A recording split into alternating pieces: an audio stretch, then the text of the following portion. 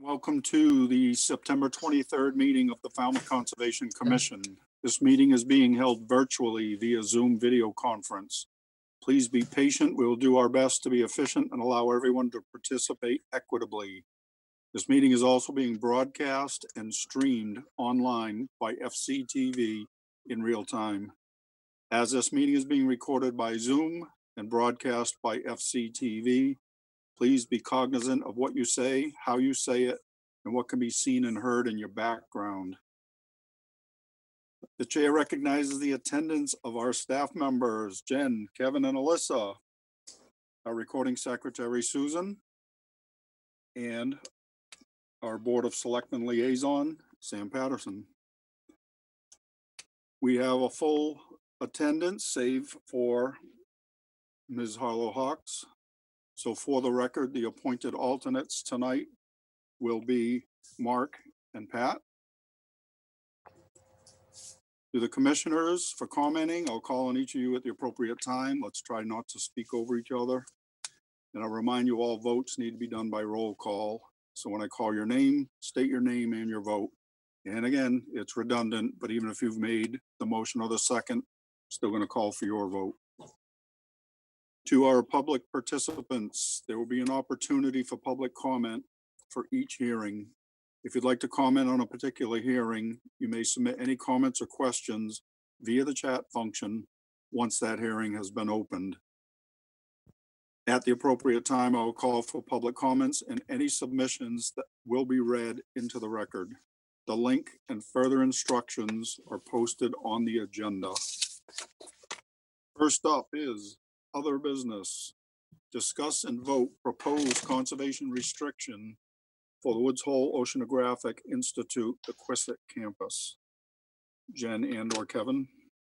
Mr. Chairman, I am promoting Bob Ament up as a panelist. Should be seeing Bob momentarily. And Jamie, I have to recuse myself from this. Okay. And Bob is with us, Jamie. Okay. Hi, everybody. I'm Bob. Hello, Bob. Hold up, bear with me 1 second. So if Betsy's recused, then Peter, you will be an appointed alternate for this particular vote. Thank you. Sorry, sir, go ahead. Thank you again. Bob Ament, attorney for the Woods Hole Oceanographic Institution. This request for a conservation restriction approval is the fourth in a series over the past 15 years of conservation restrictions that the Oceanographic Institution has imposed on portions of its Quistit campus off the Woods Hole Road to comply with requirements of permits for construction projects at the institution. Construction is underway in a 50,000 square foot research facility, and the Cape Cod Commission's approval of that building required that 4.1 acres be put into conservation. Previous approvals have required the preservation of 16.09 acres, and the new it's actually 4.32 acres is being added, a little more than is required. That brings to over 20 acres on the Quistit campus that are permanently protected open space. The municipal certification that we're asking that the Conservation Commission approve has the same benefits associated with the preservation of this acreage that the Conservation Commission has cited with respect to the previous restrictions. The particular 4 acres include vernal pool habitat and add to it an existing preserved property. The town is the proposed holder of the conservation restriction, as it holds each of the other conservation restrictions that have been recorded. And the last conservation restriction went on record at the end of 2018. So we need the approval of the Conservation Commission and its municipal certification. With that in hand, we will ask the selectmen to approve the Conservation Commission. The form of the commission of the conservation restriction is the same as has been previously approved. This document has been reviewed and approved by the State Division of Conservation Services. That we'll also need an approval from the National Institute of Standards and Technology, which has financed one of the buildings there, and they've approved the form as well. So we have a bit more work to do to get this document to record, and we appreciate your help in getting us there. If there are any questions, of course, I'll be happy to answer. I think I could share the screen if you want to see the location of the conservation restriction on the campus. I'll try to do that. If not, Bob, I can back you up. Okay, well, so how'd I do? Did good, Bob. Did well. You know, if our COVID crisis lasts much longer, we'll all have learned a lot of new tricks. What you're looking at is the conservation, is the Quistit campus. It's at 360 Woods Hall Road, about halfway between Woods Hall Village and the Quistit Lights. The plan in front of you depicts the ring road that traverses the campus and surrounds most of the buildings. The new building, which presently is called NQF building, and that stands for New Quistit Facility. You know, I'm sure that if somebody gives enough money, maybe they'll get a name on that building. And you can see it's located on the right side of the screen.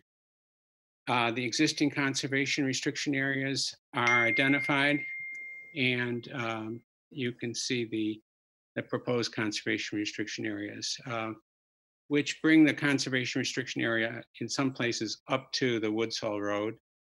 So that's what we have. All right.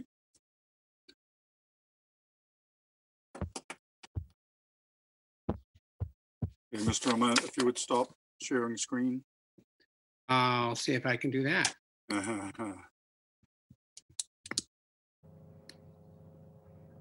Thank you. Jen? I don't have any questions, Mr. Chairman. All right. Anybody have any questions or comments? All right, I'll make a Courtney? motion to accept the conservation restriction as presented. Walsh, second. Thank you. All right, we're gonna go right into a vote. Courtney? Bird, aye. Matthews, aye. Kevin? O'Brien, aye. Mark? Mark, Rooney, aye. Pat? I did have one question. Sure. Is there a reason that the new conservation area is broken up and there's a swath of land unreserved between two parts of the pending ER? There is, the reason is, and although on a plan that may not look like that big an area, that's a significant area. It provides a potential second access out to the Woods Hall Road. You know, there are already conservation restriction areas on each side of that. There's a small area that the new about 3.5 acre parcel surrounds. But it is to provide the potential for access out to the Woods Hall Road. Remember, when we're dealing with the very large campus, and hopefully planning for 50 or more years from now makes sense. And anyway, that's the reason for it. I'll do my vote now. Harris, yes. Thank you.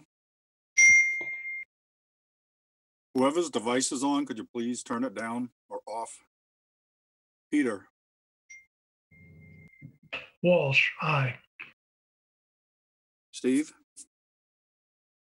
Aye. it is unanimous. The conservation restriction has been accepted. Thank you very much, everybody. Thank you, Bob. I do have just one quick question, Bob. And it doesn't have anything to do with the vote. The last time the board voted a CR, I was able to sign the municipal cert on their behalf. Is that okay with you? Or do you? I don't have an opinion, Jen. I simply don't know the answer to the question, but why don't you and I Yeah, we'll work it out talk tomorrow. about it and try to figure that out. Thank you. Okay, thank you. Good night, Bob. Thank you. All right, thank you, Ray. All right, next up, vote minutes, September 16, 2020. Mr. Chairman, Yes, I have read the minutes and find them in order except for a couple of corrections on page 9. Midway in the page, they talk about, I make a statement, I recall a settlement agreement stating there should be no addition to the footprint. The house footprint was 36 by 457 square feet. I believe that's not correct. I don't have the exact dimensions, but if somebody could, and staff could figure that out and change correct the minutes accordingly, that would be good. And then the second small correction is just another paragraph down. Again, I'm being quoted in the very last, next to last sentence, it says there is a gravel bed or under the 4x4 platform. And what I said was there could be a gravel bed under the 4x4 platform. Other than that, I find them in order and move their adoption. okay. And second. Pat, did you have a question, comment? I did, Mr. Chairman. I have a couple of corrections as well. On page 8. The first time at the top of the page, I am doing my disclosure on the conflict of interest. And it should read, I have a professional relationship with Brian Wall regarding a matter not under the jurisdiction of the commission. Pursuant to the conflict of interest law, I have filed a disclosure with our appointing authority and the town clerk outlining the relationship and saying that I can act without prejudice on matters presented to the commission by Attorney Wall. And I've filed this disclosure to erase any potential appearance of conflict. Then on page 9, I have typed this up for Susan, so don't worry. Yeah, if you would. Yeah, Page 9 at the bottom of the sheet, again, there's a comment attributed to me. We should look at the merits of the NOI plan, the NOI before us, as if the unpermitted project were not built. At a minimum, the retaining wall in Zone A requires a variance. On page 12, I'm sorry to be so tedious. no, Again, at the bottom of the page, I agree with Jen. Regulation 1018-7E1 states that an expansion of a structure in Zone A can't move closer to the resource area than the present primary structure. The patio is not part of the present primary structure. It is an accessory structure. I read the last sentence of the regulations regarding accessory structures located in the A zone closer to the resource area than the primary structure, prohibiting an increase in impervious surface. The proposed patio increases the impervious increases the impervious area. You would need a variance for that. And then finally last, page 15. It's one word. Right in the middle of the page, there's a statement by me. If there can't be enclosed spaces, would anyone ever put like a fenced in caged area under the house? Just eliminating the word the. And that's it. And I'll send this to you, Susan. I apologize for being so tedious. Anything else? All right, we have a motion and a second to accept as corrected. Betsy, Gladfelter, aye. Courtney, Bird, aye. Matthews, aye. Kevin, O'Brien, I. Mark, Aye. Pat, Harris, aye. Peter, Walsh, aye. Steve. Patton, aye. It is unanimous. The minutes are accepted as corrected. Next up are requests for determination of applicability. First up, Stephen McClellan, 22 Crystal Springs Avenue, North Falmouth, Mass, for permission to remove an existing deck and construct a 15.5 foot by 15 foot four-season room. Kevin, Chairman, staff recommends a -2 under the state and a -3 under the bylaw. Resource area boundaries are not confirmed. Bird, so move. Walsh, second. okay. We have a motion and a second to accept staff's recommendation. Betsy, Gladfelter, aye. Courtney, Bird, aye. Matthews, aye. Kevin, O'Brien, I. Mark, Aye. Pat, Harris, aye. Peter, Walsh, aye. Steve. Patton, aye. It is unanimous. Next up, Woods Hole Oceanographic Institution, 569 Woods Hole Road, Woods Hole, Mass, for permission to remove and replace an existing office trailer in the same location and to repair and replace support piers as need, I believe it's needed, within the footprint of the trailer.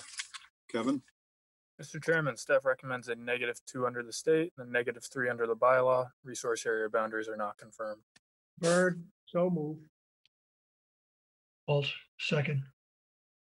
we have a motion and a second to accept staff's recommendation. Betsy, I have to recuse myself. okay. Courtney, Bird, aye. Matthews, aye. Kevin, O'Brien, I. Mark, Pat, Harris, aye. Peter, Walsh, aye. Steve. Patton, aye. It is unanimous. Thank you. Next up, and I assume Betsy's going to recuse on this too.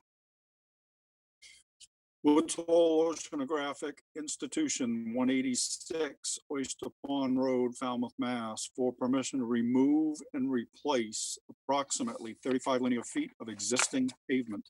Kevin, Mr. Chairman, staff recommends a -2 under the state and a -3 under the bylaw. Resource area boundaries are not confirmed. Bird, so move. Walsh, second. okay. We have a motion and a second to accept staff's recommendation. Courtney, Bird, aye. Matthews, aye. Kevin, O'Brien, I. Mark, Pat, Harris, aye. Peter, Walsh, aye. Steve. Patton, aye. Unanimous, thank you. Next up are continued requests for determination of applicability.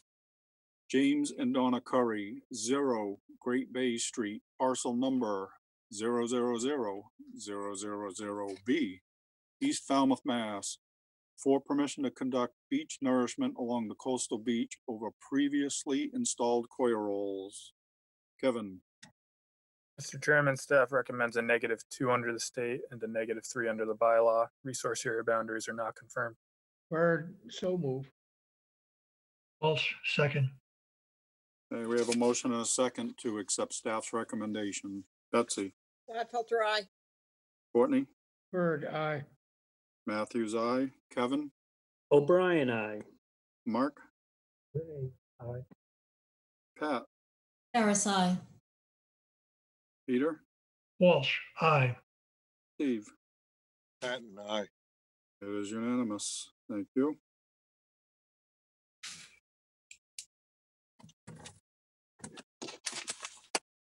Next up are requests for hearing under notice of intent All hearings of the Falmouth Conservation Commission are held simultaneously under the authorities of the Massachusetts Wetlands Protection Act and the Falmouth Wetlands Bylaw. Although a single decision of the commission is issued, it represents a separate decision under each authority. First up is Michael and Jennifer Trespass, 34 Sweet Road, Falmouth, Mass.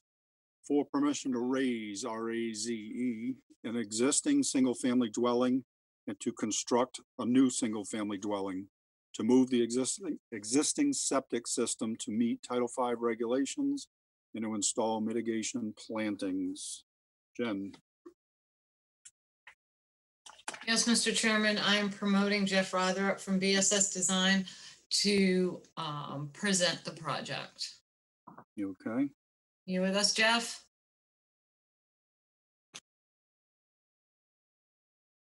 I'm here. How you Hello, doing? Jeff. Yeah, at this point, should I ask to share, or do you want to do something else? Or you want me to introduce first? Yes, Okay. please.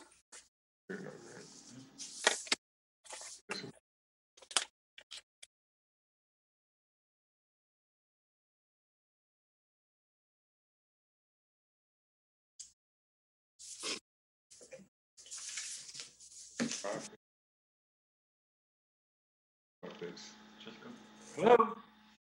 Can you Hello, hear? sir. Hey, I'm Jeff Ryder with BSS Design. I'm representing the Trespass family tonight. This is at Sweet Road, North Falmouth, up on a nice bluff. Over on the plan, we have I'm going to talk about the resource areas for the moment. Gansett Harbor, it's land under the ocean. We got Coastal Beach, Coastal Bank through here, and then the top of the coastal bank.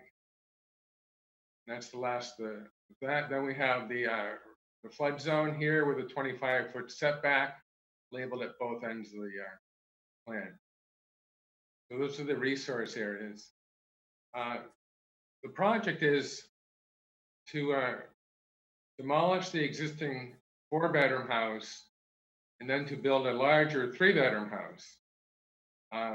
One of the larger parts here is the porch. And so they have an existing porch over here, but they want to put it to the other end of the house.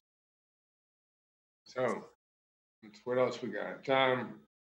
The house is designed by Hucker Architects. And I'm sure you'll like the design. It's pretty nice. I've seen it. The setbacks. As far as setback to the top of bank, there's a dimension here at 23.1, and we're matching that dimension with the existing 23.1 here. And there's also 23.3 over here in the last corner over to the left. So that's the setbacks from bank. I have on my notes here that this project is virtually just a bank buffer zone only type project. All the resource areas are well into to the north, and this is up on a big bluff here. So there's very stable riprap toe, all in good shape.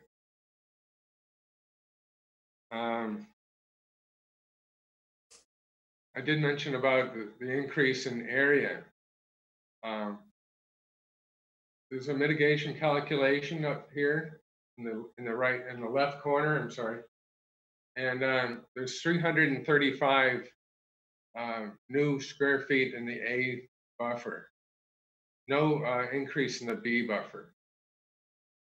And because of that, we had to multiply that by 3, and we got a figure of 1,005 square feet of new plantings going in here across the top of the coastal bank, about 10 feet wide, more or less.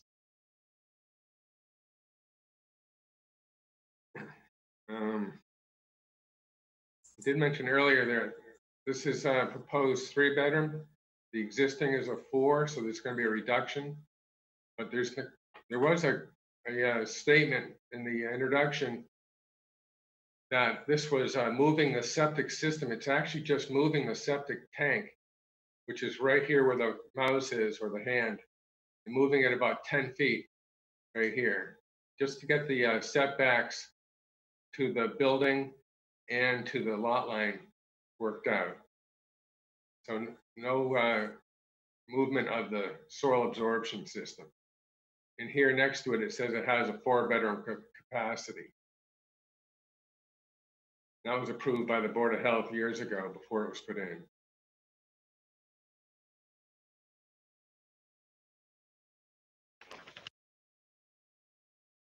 So I got dry wells.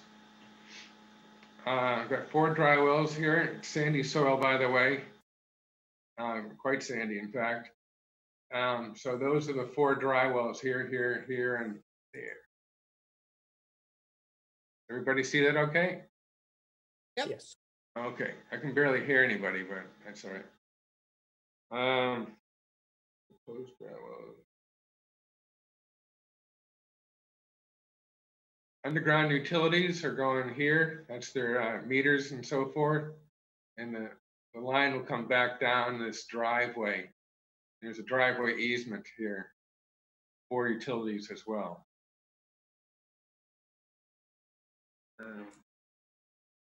This area down here is the new driveway configuration. It's very similar to what they use today.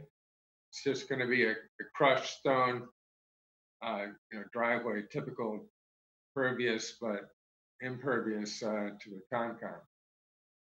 It's not a dig, but that's just the way it is for me. I have to take care of that with our figures, and it turned out there was no increase in the B. I think I mentioned that. There was a question by the staff about where's the rent station, and we couldn't figure it out quite yet. We want to leave. We think it's going to be about right here on the which side is that now? That would be the west, sort of the northwest of this little wing off the side of the building. I hope that's okay, not having all the answers there. We have about trees. We propose to take out 6 trees, but put back 3 trees. The overall number of trees is actually, 6 for the house, plus when you're at 1,000 or more, that's an additional tree to be planted on the lot. So you'll see there's 4 here, and then over here we have 3 we'd want to transplant. We want to keep these healed in over the duration of the house and then plant them back. We feel that they're just a little too close to the building. There was also a question by the staff about walks, and what we meant to say is there was some walks proposed at one time, and I think I forgot to edit it. But there's these stone slabs outside of the deck and the porch. So, and those were calculated in the mitigation calculations.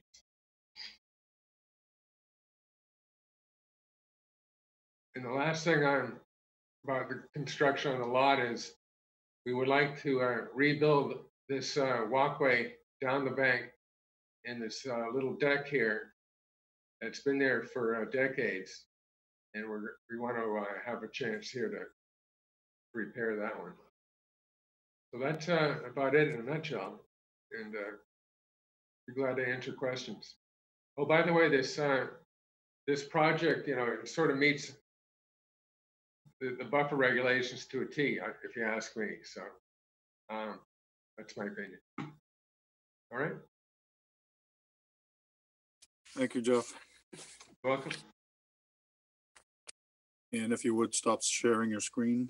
Oh, yeah, this is the first time I've done this, so stop share. Okay. Doing fine, thank you. Jen and or Kevin? Yes, Mr. Chairman. Jeff, do you have anybody else on your project team for this? I have an architect, Aaron, at, I think it's Aaron, I'm sorry, at Hutker. Is there- Okay, no, that's fine. That's fine.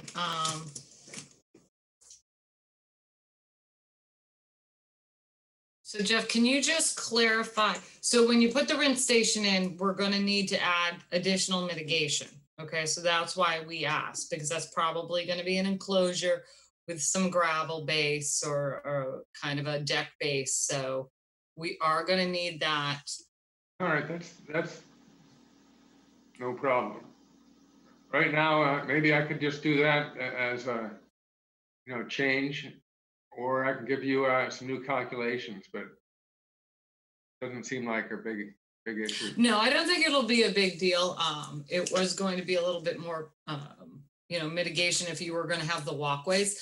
So you take so the walkways are not going in.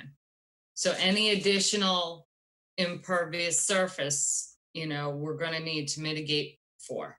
Okay. That's correct, yeah. Okay. And What if we got creative with the bottom of the rinse station? Like, yep, no, that's fine. But it's an enclosure. It's so we'll have to mitigate for that. Okay. And just to let you know, Jamie, Courtney's computer just crashed, so he'll be back in a bit. Okay. And then, can you clarify the trees again, Jeff? So the narrative stated that you were going to state you're providing, the narrative stated you were providing 6 new trees. And the plan states 7 new trees, but only 4 new trees are shown and and then you're transplanting 3. So can you just kind of clarify the tree situation for me, please? All right, well, the tree issue came up just before we filed, so there might be a tree floating here, but just be patient here. There are I'm 7 fine. trees proposed, 3 of which will be healed in, moved, and then put back. They are cedar trees. They're about 3-inch diameter, Okay, right? And they're right in this area here. So we thought that, we wanted to we're gonna remove them, but we're gonna put them back, and so I thought we could, get credit for putting them back. So okay, so they're doing 4 There's- new trees and 3 transplanted trees. that's correct. Okay, we just needed clarification on that because it was unclear between the narrative and the plan, and then the transplant, Yeah, the calculations do show the 7, but probably not the right language. Okay, nope, that's why we're just clarifying that. So it's All right, 4 new That's great. trees and the 3 transplanted trees. pardon me? It's the 4 new trees and the 3 transplanted trees, correct? Right, that's correct. And then we're gonna mitigate for the rinse station when you design it. Yeah, No walkways. well, they want to have these they're stone slabs, kind of large flat stones, Mm-hmm. just at the the front, or across the back pretty much, where there's a door. I think there's 3 of them, 1 here, 1 there, 1 here.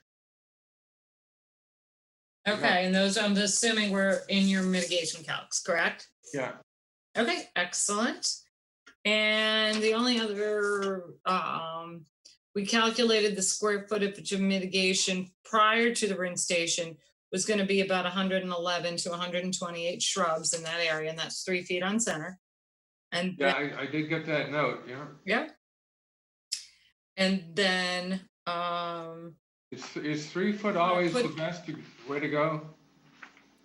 excuse me? 3 foot, I hear sometimes 3 foot and sometimes 4 feet. But, Well, it depends on the species. So if you get me a species list, Jeff, we can figure it out, okay? all right, yeah. All I'll right, do- and then, you want to make sure that you have some really shade tolerant plants because your area, particularly on the east side of that is pretty shaded. Okay, East- Over in here? You see where I'm pointing to? Oh, no, I don't, we're not no, you're sharing. not sharing your screen, Jeff. Yeah, I know what you're talking about. Okay, so Um, we're either gonna have to you shaded relocate from some of the- that or get some really shade tolerant shrubs in there. So if you wanna work with the staff on a plant list afterwards, that's fine. Or if the commission wants to see the plant list, they'll let you know, okay? Yeah. All right, I think pretty much covered, you pretty much covered everything that was in our staff report, Jeff, so thank you. All right, thank you very much, yeah. Unless Kevin has something to add. No, thanks, Jeff. Okay, All right, I'm gonna open up to commissioner comments. Let's start with Pat. I have no questions or comments, just thanks to the staff for such a thorough review. I hope Alyssa is listening. I hope she's. Peter, I have a question with the new house versus the old house boundary or dimension to mean high water. I see a dimension of 67 feet from to the mean high water. And that's kind of the right-hand side. On the left-hand side, the mean water comes in, and that is less than 67 feet. Maybe it's less than 60 feet. What's the dimension in the old house to the mean high water versus the shortest dimension for the new house? I didn't have that one. I see what you're talking about. I think we got a scale here.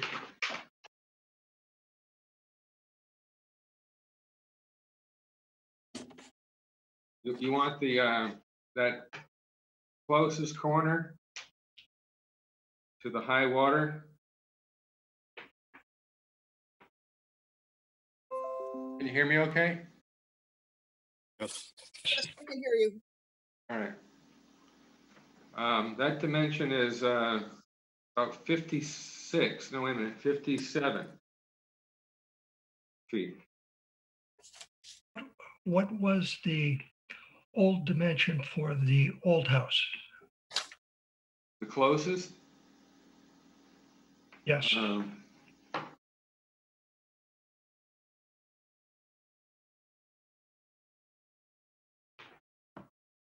I'm using a scale, by the way. Looks like 52. Okay. No more questions. Thank you. thank you, Peter. Steve, No questions, Mr. Chairman. Betsy, I have no questions. Thanks, Jamie and Jeff. Courtney, No questions. Kevin, No questions, Mr. Chairman. Mark, Well, I guess I sort of agree with Jen. I'd like to see an actual plant list, not just sort of a statement that's going to be pulled off of our list, given the varied nature of the shade and sunlight on that property. Be nice to see roughly what's going to be planted and where. You think you could provide that to us, Jeff, if we continue you? I can provide it. I don't think I would like to continue unless it's necessary.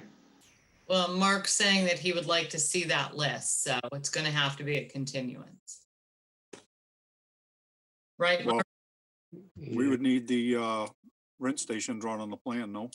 Correct. So, So, I don't think that's worked out at this point, so so I have two, right now it's shown with no rent station, but Jamie, hold on. Say that again, Jeff? right now we're showing no rent station. And Right, but you stated that you're gonna add one. yeah, but I want to do it when it's ready. I don't want to rush anything here. I mean, we could certainly amend if we have to. you can Okay. do that under an amendment. He's not asking for a rent station now. That's the answer to that question. Thank you. Jen, are you good with the setback from the A zone, the 23-1 and the 23-3? What am I Kind looking? of alluding to what Peter was asking about? Point that out, 23-1, 23-3 is right there. And, 23. So which one was 23-3? So the 23-1 was the original house, correct? 23-1, And the 23-3 is the new house, correct? yeah. That's the way I see it. Yeah, that's fine. Okay. Peter was asking about setback to land under ocean. Okay.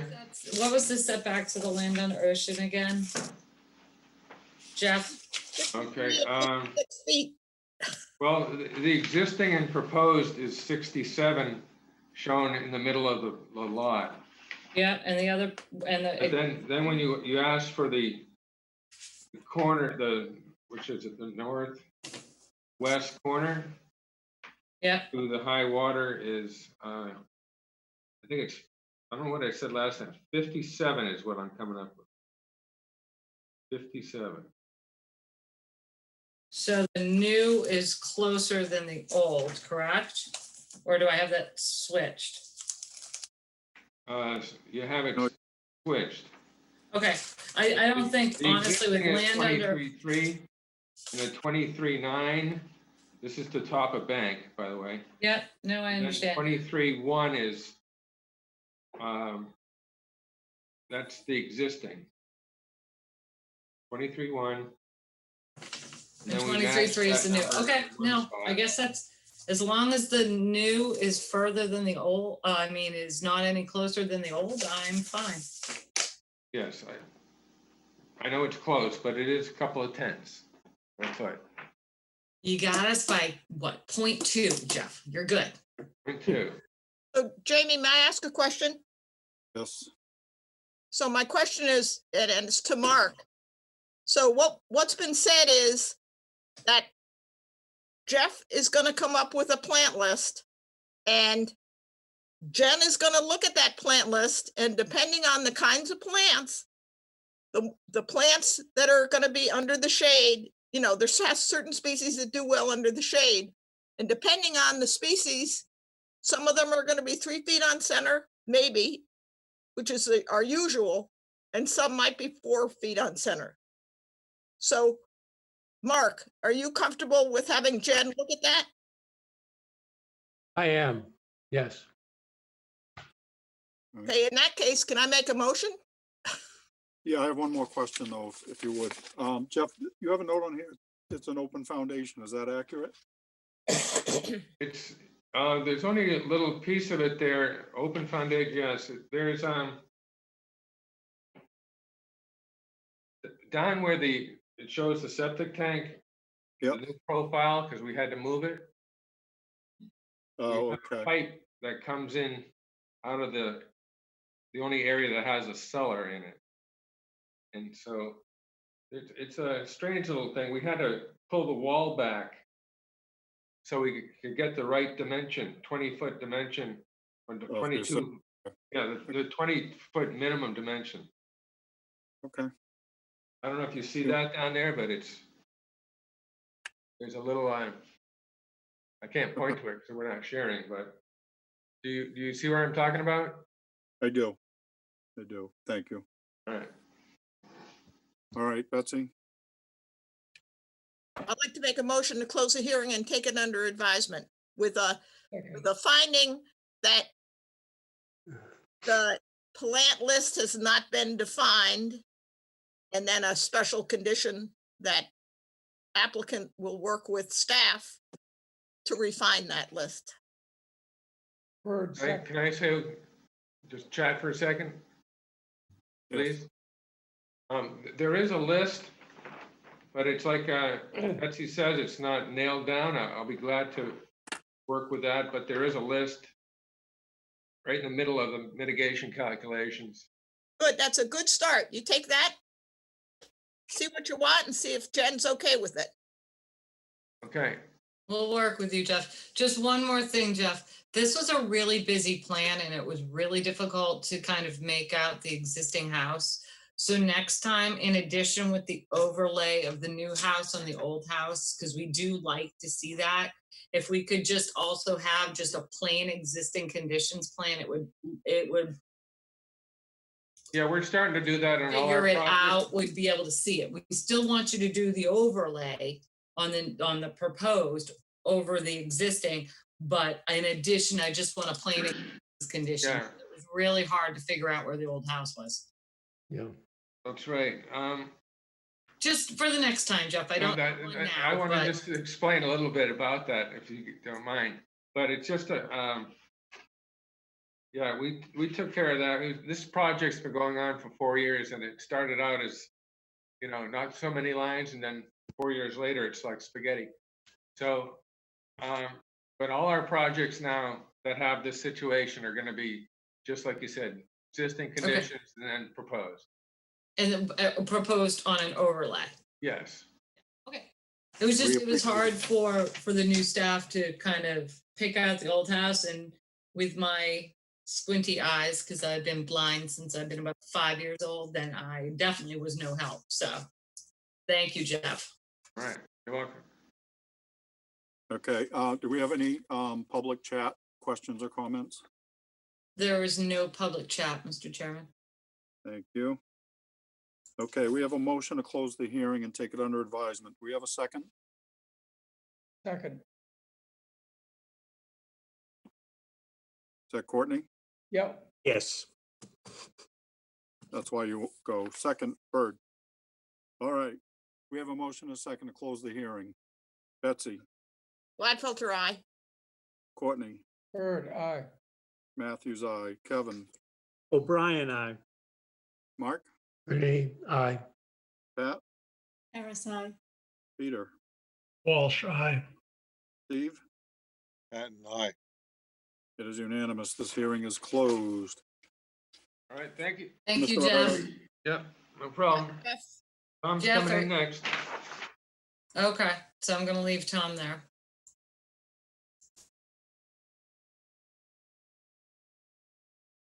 All right, next up, Joe Jackson, 0 Bywater Court, Lot 16, Falmouth, Mass. For permission to construct a single-family dwelling and install mitigation plantings. Jen? Yes, Mr. Chairman, we have Tom Bunker. I just promoted Teresa Sprague up for the applicant. And Tom and Teresa, is there any additional representatives here tonight for the applicant? I don't think so at the moment. Teresa might know better. Teresa, you're on mute. Yep, sorry. Okay. I don't think there's anybody else with us. Nobody has responded. Okay, excellent. All right, Mr. Bunker, we're ready when you are. Let me ask you one thing while I'm getting ready. For the record, is it better if I go out and slog back in again as Thomas Bunker, or will you all know me if I'm incognito as Jeff Ryther? You're fine, Tom. Okay, good. For our purposes, you're fine. Ooh, somebody I switched appreciate it for that you. comment. Thomas switched you. Thomas put the right Oh, name. he just switched you. What? I could switch just like that? Yeah, we have really fabulous IT people. Okay. You're up, Tom. Let me just have to organize my thoughts and my drawings here. Okay. Okay. So if you'd like, I'll just put my little plan up here. I will share my screen.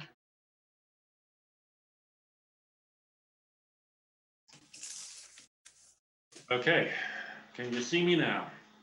Yes, We have here at this lot 16 on Bywater Court is undeveloped. It's owned by the neighbor to the north, fronting on Fresh River. So this lot, I don't have an existing conditions plan because if you've been there, it's just lawn. So I have this drawing here. Yep, that's the drawing.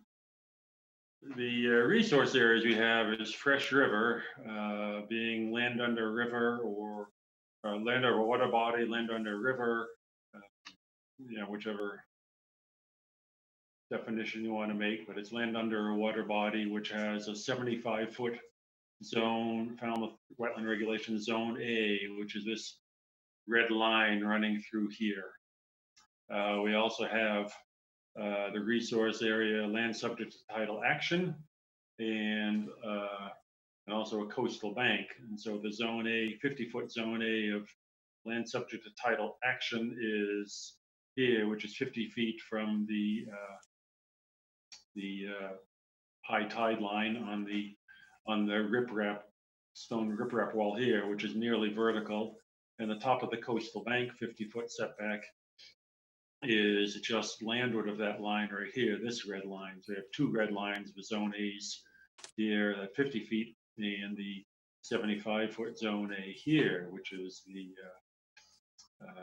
most landward zone A. And then of course we have the zone B of land subject to tidal action and land under a water body, that being 100 feet from here, and then also the 100-foot coastal bank zone B through here, and also the 100 feet from land under a water body is also the 100-foot inner riparian zone, which is this starting out as purple, but so it's all just that blue line through there.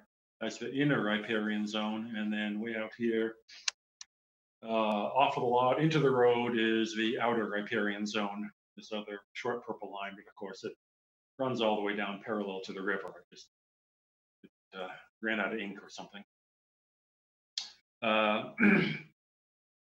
Didn't color it in, but across here, and actually partly on the lot, there's the gravel surface driveway going to this house up here, and that runs through, as I said, this lot 41, which is a way to this house, and the driveway runs down, as I said, partly on this lot, 62 square feet of this gravel around the lot we're talking about, and the rest of it is out in the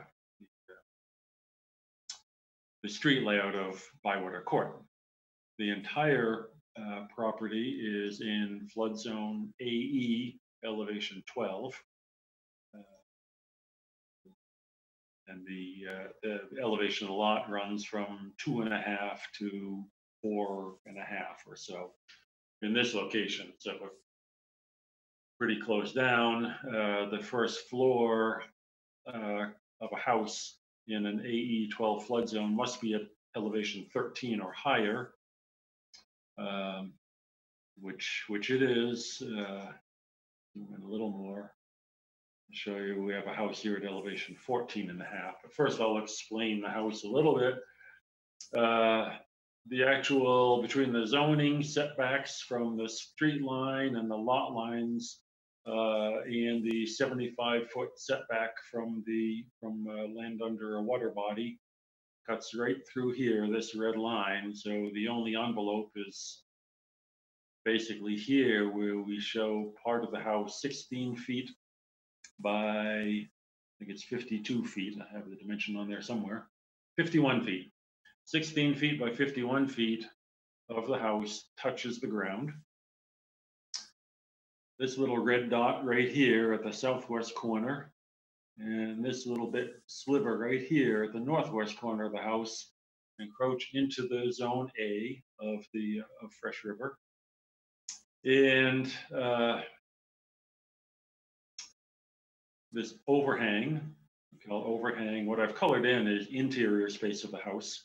So this one part of the overhang into the 75-foot setback from the Fresh River above elevation 14.5 is interior space. And this area, rectangular area here that is not colored brown, is deck here, and it is mostly within the zone A. Part of that is within the zone B. So we have this house. If you wanted to stand by, I could show you a perspective done by the architect. Might take me 10 seconds to pull it up if you want me to show that to you. Say so, otherwise I'll just keep on going without showing that to you. But that's going to show this house is the underside of this house. The floor is at 14.5, so the underside is at 13.5. And this rectangular area, which is 10 feet by 51 feet, 510 square feet, is held up by diagonal brackets emanating from the foundation that is, within this round rectangular area. So none of this touches the ground. It is about 9.5 feet. The underside of it is about 9.5 feet up above the ground. There have been staff comments say that much of this will be shady for all or much of the day. The architect did shadow studies, and perhaps Teresa will get into those. She has studied those plans better, but the shadow studies show that they're on every day, certainly there's sun will reach every part of the surface under there. But Teresa can tell you more about that. But that's the house, how it's designed, with this rectangular part, mainly in zone B, with two little slivers. Those two little bits amount to 5 square feet of the structure touching the ground.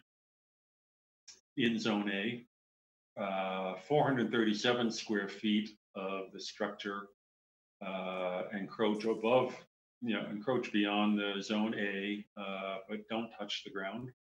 And that's calculated in for mitigation planting. And then there's 811 square feet of the structure touching the ground, 96 square feet not touching the ground in zone B. That's this area right here under the deck. And there, the driveway within zone B is 211 square feet. So required mitigation is 3,562 square feet based on that. And proposed has a typo in the plan, as staff pointed out. It's actually 7,315, not 7,513 square feet. But this is the green is currently all lawn. As I said, the lot is all lawn. There's not a single native plant on it. The darker green is phase 1 of mitigation planting prior to the start of any construction. This will be planted here. And this line is between phase 1 and phase 2. And there is a dewatering basin, which will be in phase 2 and removed after the excavation is done and before phase 2 planting is done. I have this line through here that staff question I wanted to know more about. When I read Teresa's write-up of how this was going to be done, that all of this grass would be removed, it being lawn type that's not favored by conservation, it'll be removed and replanted with fescues and wildflower mix. I thought it would be the opportunity, because this part of the lot has a little bit of a swale running downhill toward here. This is the lowest part of the lot. And I thought after this lawn is removed, it would take just a little bit of work to make not a very tall berm, 6 inches high at the maximum, just to allow a place for water. So if water comes out of this, water will come out of this dewatering basin. It'll seep through the filter cloth and straw bales. And this little berm here will hold some water in just temporarily, or hold it so long as it doesn't overtop it, and allow it to seep into the ground.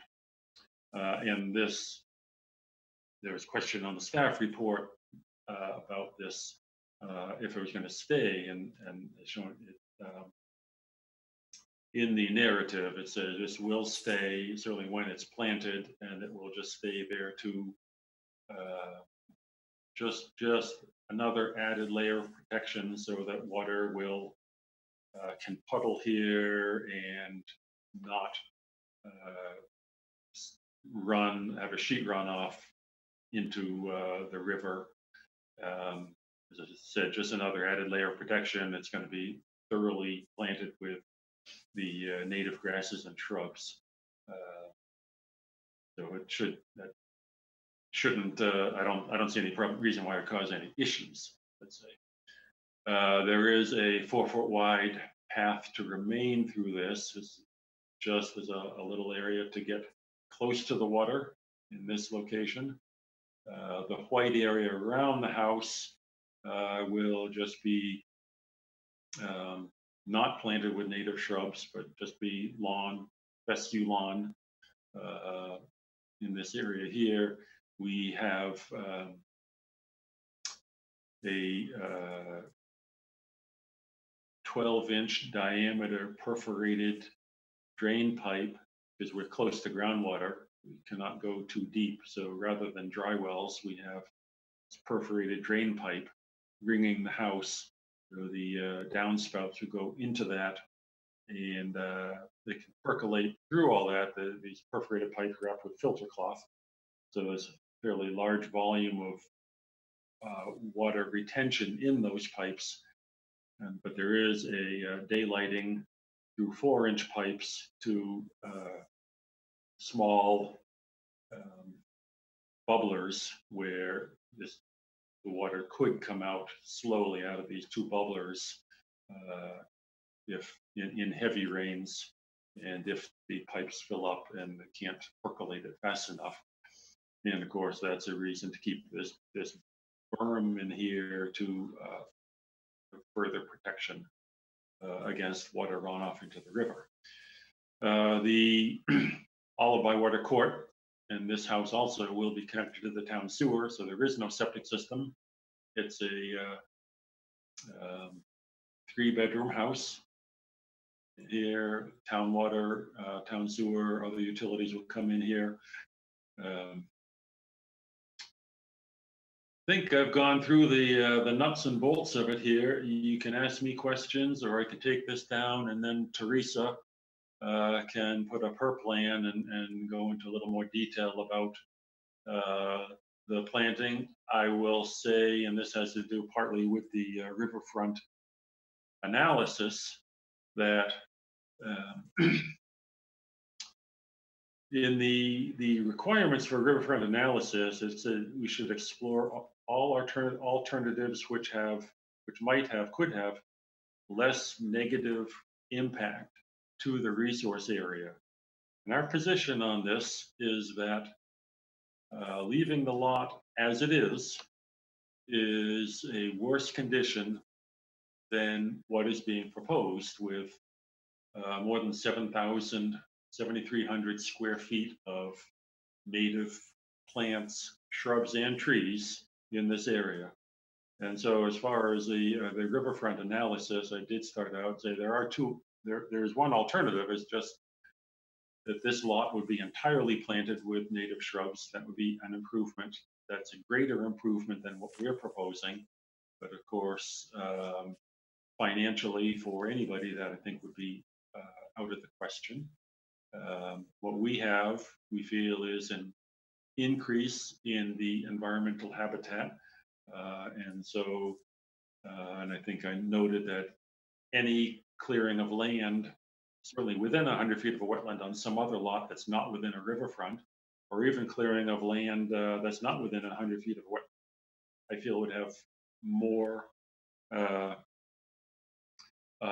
detrimental impact on some environment than what this has, than what this project will put onto the land. So with that, I will, at your pleasure, I will either stop my share and let Teresa put hers up, or I can Please answer do. your questions if you Yeah, want have- from me right now. Yeah, have Teresa bring hers up. Okay. Good evening, everyone. Teresa Sprague with Blue Flex Design. I will start sharing as soon as Tom, oh, here we go. Okay, thanks, Tom. I'm gonna share my whole screen with you guys. Okay. Okay, so here we have the planting plan that was submitted. I want to just touch on a couple of things. What we're proposing, as Tom pointed out, is 7,315 square feet of mitigation planting. We're proposing this amount of planting to meet both the Falmouth Wetlands Regulations 10.18 as well as the Rivers Act 10.58. And I can kind of go through how we feel it meets both the performance standards for both of those particular pieces. One of the things that was brought up in the staff report was some concern about potential potential shading under the overhang. And so we did work with Jill Neubauer's office to put together a sunshade analysis. And this is really hard to read, but I'm going to try and blow it up to the extent possible. So I had them put the house, the structure, into a SketchUp model and ask them to model it at April 15th, May 15th, June 15th, and July 15th at 10 a.m., noon, 2 p.m., and 4 p.m. So if we look at what we have here, we've got April 15th. This first picture that you're seeing on the right is at 10 a.m. And indeed, there is a significant amount of shade under the overhang. At noon, however, that shade creeps back and is just barely under the overhang. And from there on through 4 p.m. and later, you can see that there's a full sun underneath the overhang. So certainly that meets the definition of part shade, part sun area, which would support, without a doubt, fescue lawn underneath this area, or perhaps even a ground cover like chrysanthemum, white wood aster, hay-scented fern, etc. So if we go back to this area, we are proposing to leave an area of open, so fescue lawn with perhaps some ground cover under the overhang, just to allow for access and circulation. Otherwise, what we're proposing to do is plant the area out to meet 10.58 for D2, I believe it is. I can pull that up, to plant out the area. Of course, when you're looking to develop an undeveloped lot within the riverfront area, the main performance standard is to have a fully planted out inner riparian zone. However, under 10.58, we can look at this here. Sorry, I'm going to kind of run you through it. So, saying that the issuing authority may allow an alteration up to 5,000 square feet or 10% of the riverfront area. At a minimum, 100-foot wide area of undisturbed vegetation is provided. that the proposed work doesn't impair the capacity of the riverfront area to provide wildlife habitat function, won't impair ground or surface water quality. It does require that within the 25-foot riverfront area, which we are not under here, that's for Worcester, Brockton, et cetera, and that we preserve the capacity of the riverfront area to provide that important wildlife habitat function. And then 10.58 D3 states that notwithstanding those provisions, the issuing authority shall allow the construction of a single family house, septic system, yada, yada, with the performance standards are met to the maximum extent feasible. So what we're proposing here is to plant beyond what's required in 10.18 to what we believe is the maximum extent feasible on this lot to protect the riverfront area and allow for the construction of the proposed dwelling. One thing that I think Tom didn't point out is the proposed dwelling is a modular home. So it's coming in, it's constructed offsite and then coming in and just being put together, basically almost a little bit like a Lego house on the site. I'm not sure if Tom submitted a work protocol for that, but I believe the property owner or the property buyer who's proposing to build this house has provided one. We are also, as Tom pointed out, proposing to plant this out in 2 phases. So planting phase 1 would be the planting is indicated in this diagram, which would be completed prior to construction. There is water available on the site, as well as the seller who owns the existing house just to the north here has agreed to provide some irrigation to support the plantings in phase 1. And then phase 2 planting would be completed once the house construction was complete and the dewatering area was no longer necessary. We are proposing 229 shrubs and 7 trees. So under Falmouth 10.18, 1 tree per 1,000 square feet. So we're proposing 7 trees, including 2 tubelos, 3 pitch pines, and 2 Orchis bicolor swamp white oaks. I think with that, I've covered I think any questions, I'm happy to answer any questions. I know Tom's alternatives analysis, which he didn't go through alternative by alternative, but just bringing up that the site is currently not developed. It is lawn, and it is lawn full of goose poop. When Jen and I and someone from Jill Newbar's office and Kevin and Alyssa, I believe, met out at the site, the area, there is a piece of fencing that currently runs along the top of the bank at the top of the revetment to try and prevent geese from getting into the area, which is completely unsuccessful, as well as a plastic coyote, which has also proved to be entirely unsuccessful. So by planting this area out, we're actually discouraging geese from getting into the area. I do believe that not only will this project have no adverse impact, it will actually be a significant improvement to the integrity of the buffer zone and to the extent possible to the resource area. This is a really highly developed area. It's revetted on, I believe, both sides of this river. It's not the most pristine resource area, unfortunately, but I do believe that this will be a significant improvement to what's currently existing on site. So I will stop sharing and I'll be happy to answer any questions. Thank you, Teresa. Jen or Kevin? Yes, Mr. Chairman. Just give me 1 second. I can pop back over here. Okay, I'm gonna start with the riverfront area. Teresa is correct that 10.58 D3 does say that you shall allow the construction of a single family home. We then proceeded to just pop down to B, which says as long as the performance standards are met to the maximum extent feasible. We skipped right over A, which says the lot provided that you shall allow a single-family house, provided that the lot can be developed for such purposes under applicable provisions of other municipal and state law. Which brings me to the bylaw. So the board can follow the staff report. My mistake on the staff report, Tom, I did say that it was, I instructed Alyssa to put it didn't meet the zone A for the land under title action, and it does. So that was my mistake. But it does not meet the setback for land under water bodies.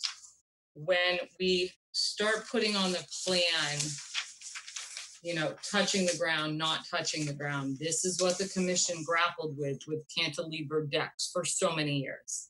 Which is why the commission takes a bird's eye view and has taken a bird's eye view of the property. We'll look at a bird's eye footprint of the property when evaluating whether or not that structure is encroaching into that no disturbance A zone. And here it clearly is 400 or 500 or so square feet of structure that is encroaching into your no disturbance A zone. Now this is whether the lot is vegetated, this is whether the lot is grass, but that is your no disturbance zone. That is your zone A setback.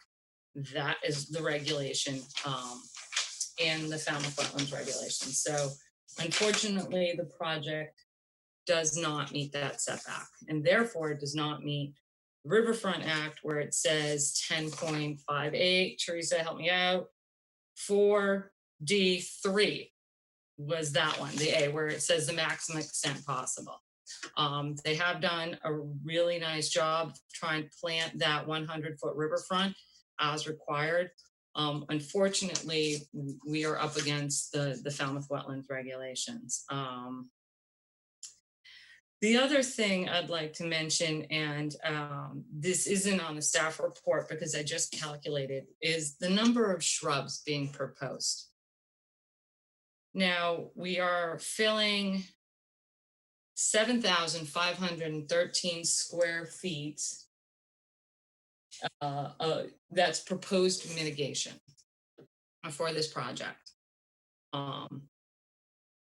If you use our nifty plant calculator, that is anywhere, if you're planting them 3 feet on center, that's 834 square feet.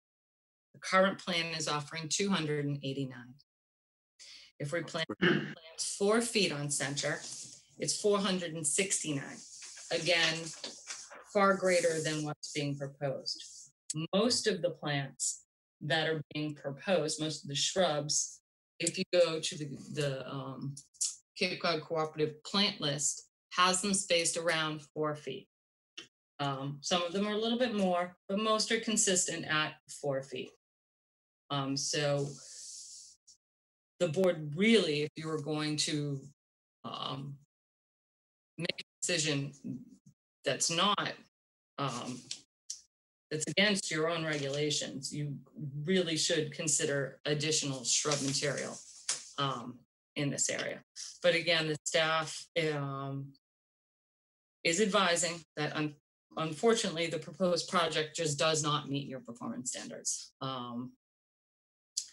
And I think, that is it. Obviously, if the board does decide to approve the project, we would request a single rail fence. Thanks to Teresa, I now have a picture of what they look like in various seasons. So they're easy to illustrate. So I thank you for that, Teresa. That'll be helpful for other projects going forward. So thank you. We did meet out on site with Teresa and the architect, and we did explain at that time what the staff's position was going to have to be on this project. And I think that pretty much covers it. Kevin, did I miss anything? Yeah, this sort of just popped in my head while we were looking at Teresa's plan. Teresa, do you have 10 feet of clearance between the footprint of the building and plantings? We do. So two pieces to this that I want to add is the shrub count. We are proposing 7 trees. So we are not planting directly around the base of the tree. So that's why the shrubs, if you look at the planting plan, we're planting under the canopy of the tree, but not directly around the base of the trunk. So that has to do with our calculation on the number of shrubs that we're proposing. But Kevin, to your point, yes, we are 10 feet off the structure. If you look at what we can show in the sunshade analysis, a portion of that would be, I would expect that people will be walking under the deck, the cantilever deck. And so therefore we're more than 10 feet around the structure itself. So Teresa, going to your discussion about the trees, you're saying you're leaving a canopy. Those are existing or proposed trees? Those are all proposed trees. There are no trees. So you're proposing 1 to 2 caliber inch trees.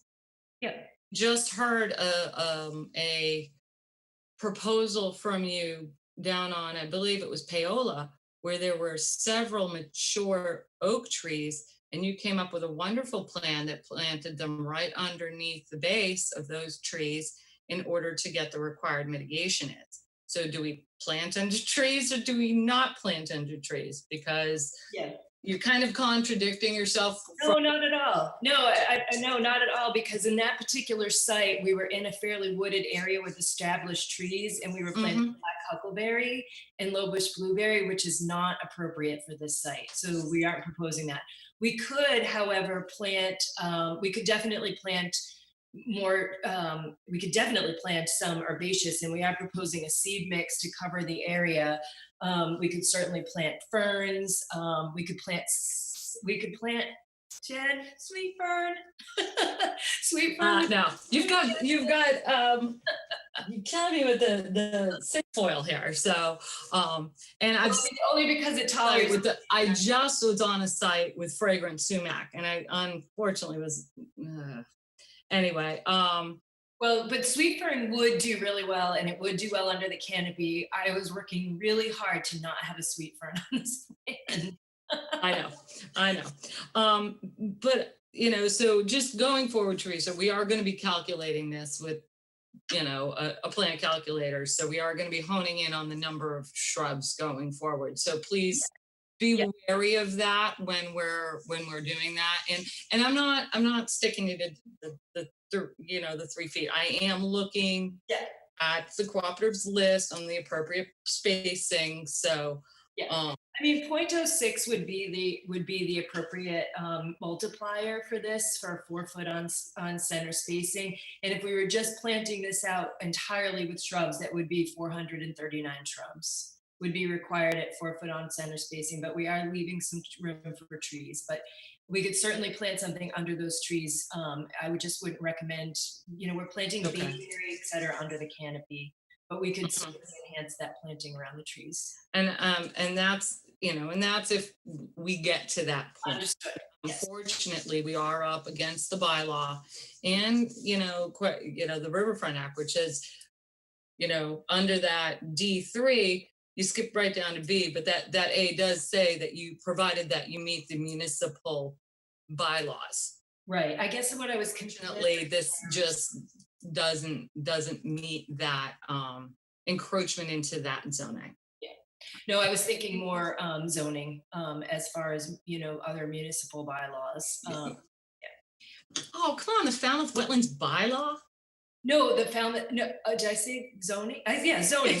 I do feel that we're appropriately mitigated for the. And I understand. And you and I had the discussion on the site. You're going to have to convince the board. And we did have a very friendly discussion on the site where we did explain to Teresa what our position was be, but to get, to come up with something. So we always have friendly discussions. I think Kevin asked our other question. I think we're all set, Mr. Chairman. Anything else, Kevin Newton? You're muted. No other comments. Thank you. Okay. All right. I'm going to open it up to commissioner comments. Betsy? You're muted. Oh, there you go. I have no questions or comments. Thanks. Courtney? I just, and this is a question more for Jen.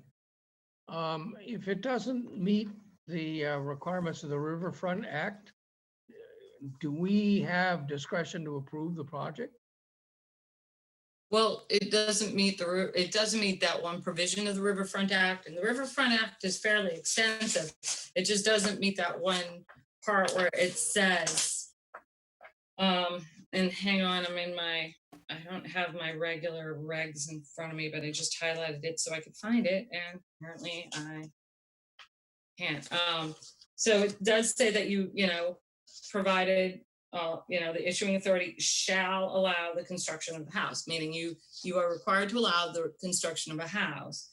But provided that, A, the law can be developed for such purposes under the applicable provisions of other municipal and state law.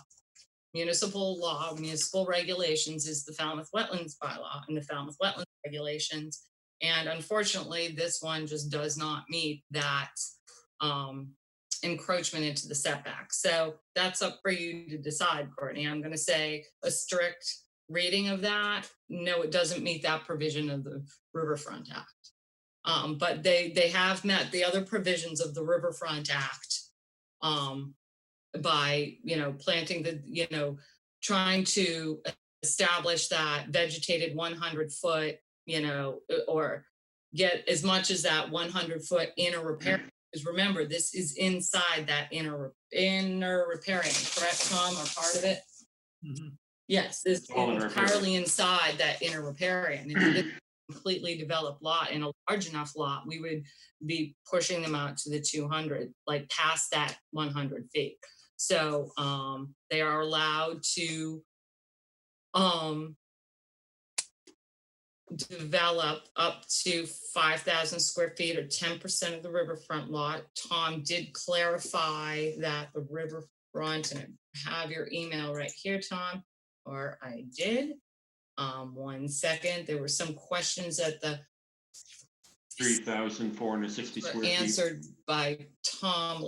I got this email today. So they are under the 5,000 square feet. So that provision is met. Could I say something about what your Courtney's question? Yep. This is about the one provision of the Riverfront Act, and I think Mhm. what it says is if it can be allowed by the municipal bylaws, I think you have the freedom to allow it, freedom to say yes, and once you've said yes, then you've met that provision of the Riverfront Act. So it's kind of circular reasoning to say that, to think that because the Riverfront Act says that, then you might be obligated to deny it or something. But I think you can approve this, and then it will have met the Riverfront Act, because We would if have, you do approve it, then it's approvable. You so, would have to make a finding, Courtney, that it yeah, never so- finding if you chose to go down the road of approving this and set a Understood. very dangerous precedent. I'm just going to caveat that. Then you could also make the finding that it met this provision, if that's the road you wanted to go down. yeah, but you'd have to be in drawing, in writing the findings, you'd have to be very specific to this. Step by step, correct.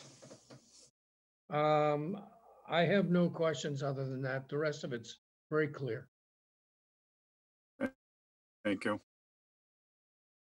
Kind of ironic, as smacks in what we've been talking about, coastal resiliency. Mm-hmm. Kevin, No comments at this time, Mr. Chairman. Mark, Well, that's what to say. I think this is a tremendous improvement on that property. I think we should do whatever we can within our regulations to make this property go. This is a wonderful improvement. The stretches they've made to push that house right up on the street, so it's as far away from the water as it could be. The understanding that this is a river is kind of a stretch, but it is a river according to Massachusetts listing of rivers. I like everything about the project. We've got a regulation problem. I think we ought to work that. as well as we can. All right. Pat? Well, once again, I agree with Jen's analysis of the state and local regulations. And again, we start with the Falmouth Wetlands Regulations 1018. This structure does encroach into this Zone A, no disturbance zone. And in my opinion, the only way we could approve it, that portion of the project is by granting a variance. And I don't know how this property could be eligible for a variance. And we can talk about that in more detail if anybody's interested. But I agree wholeheartedly that the state regulation 1058-4D3 has the caveat that they have to comply with local regulations. So unless they were granted a variance from 1018, they don't comply. And there is a kind of an interesting question here, and if we get to that point where the commission is considering discussion about a variance, that we might want to ask town council if a variance in the context of the state regulations is considered compliance with the regulation. It's a nuanced analysis, and I've seen it go either way. So I don't think this, I mean, I think this is a lovely project as well, but I don't think it complies with our regulations or the state regulations. That's all. Thank you. Peter? I want to clarify something. If the cantilevered deck were, and this is a question for Jen, if the cantilevered deck were considered not the footprint, would this be in compliance?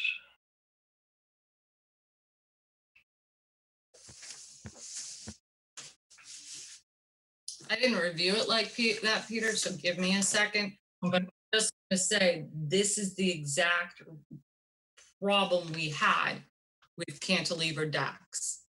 Is people just pushing the envelope, pushing these decks over existing vegetation, shading out the vegetation, but go to another question and I will be right with you, Mr. Chairman. Actually, no, because there's a tiny sliver, Peter, if you're looking at, oh, and I have another question for Tom. You're looking at the tiny sliver of the building, right where it says 26 on the top of the structure. And there's a tiny, like, I think another little sliver down on the bottom. So that is right on your no disturbance zone A, which is where you would put a limit of work and then require a 10-foot setback off that limit of work. So no, I don't believe it would meet it, even if the cantilever, let's say the cantilevered section wasn't there, I don't think it would meet. No. Okay. Because you usually do on your zone A, that's usually where everybody puts their limit of work. And then you require a 10-foot offset from that for a building. Okay. Tom, is there a way to reposition the house or make it smaller to meet the requirements? I can't say if they can make it smaller to meet, you talking about meeting the requirements of the applicant or meeting the requirements of the town? Meeting the requirements of the regulations. The only way to, well, it could be made smaller by, if we were to go to the zoning board of appeals to get a variance for the front yard setback. Yeah. If they would, and they're loath to do that, but if they would, I don't know how much it could, but we possibly could gain some land by moving closer to the street. Currently, that's another, as Pat said, we don't know if that's a variance would meet meet that requirement in the riverfront bylaw either, whether it, meets that section.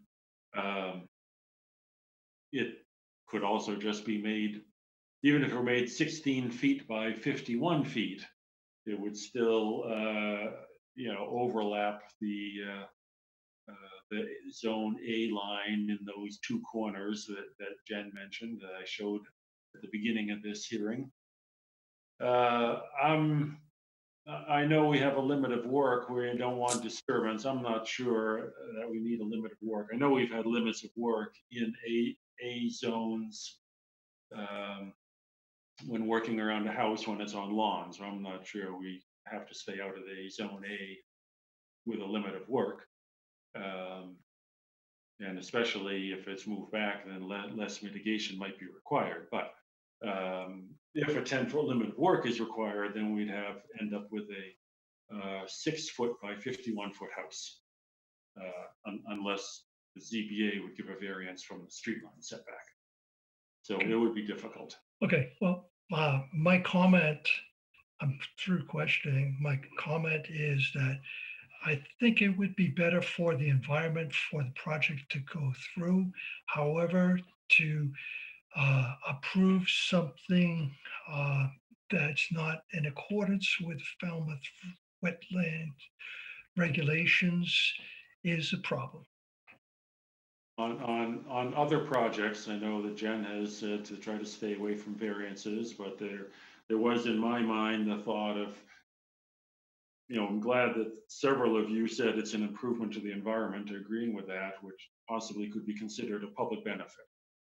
And in that way, possibly eligible for a variance, but then maybe we'd have to watch out for that spot that requiring a variance is not conforming to regulations. All right, Peter, you're good? Yes. Steve?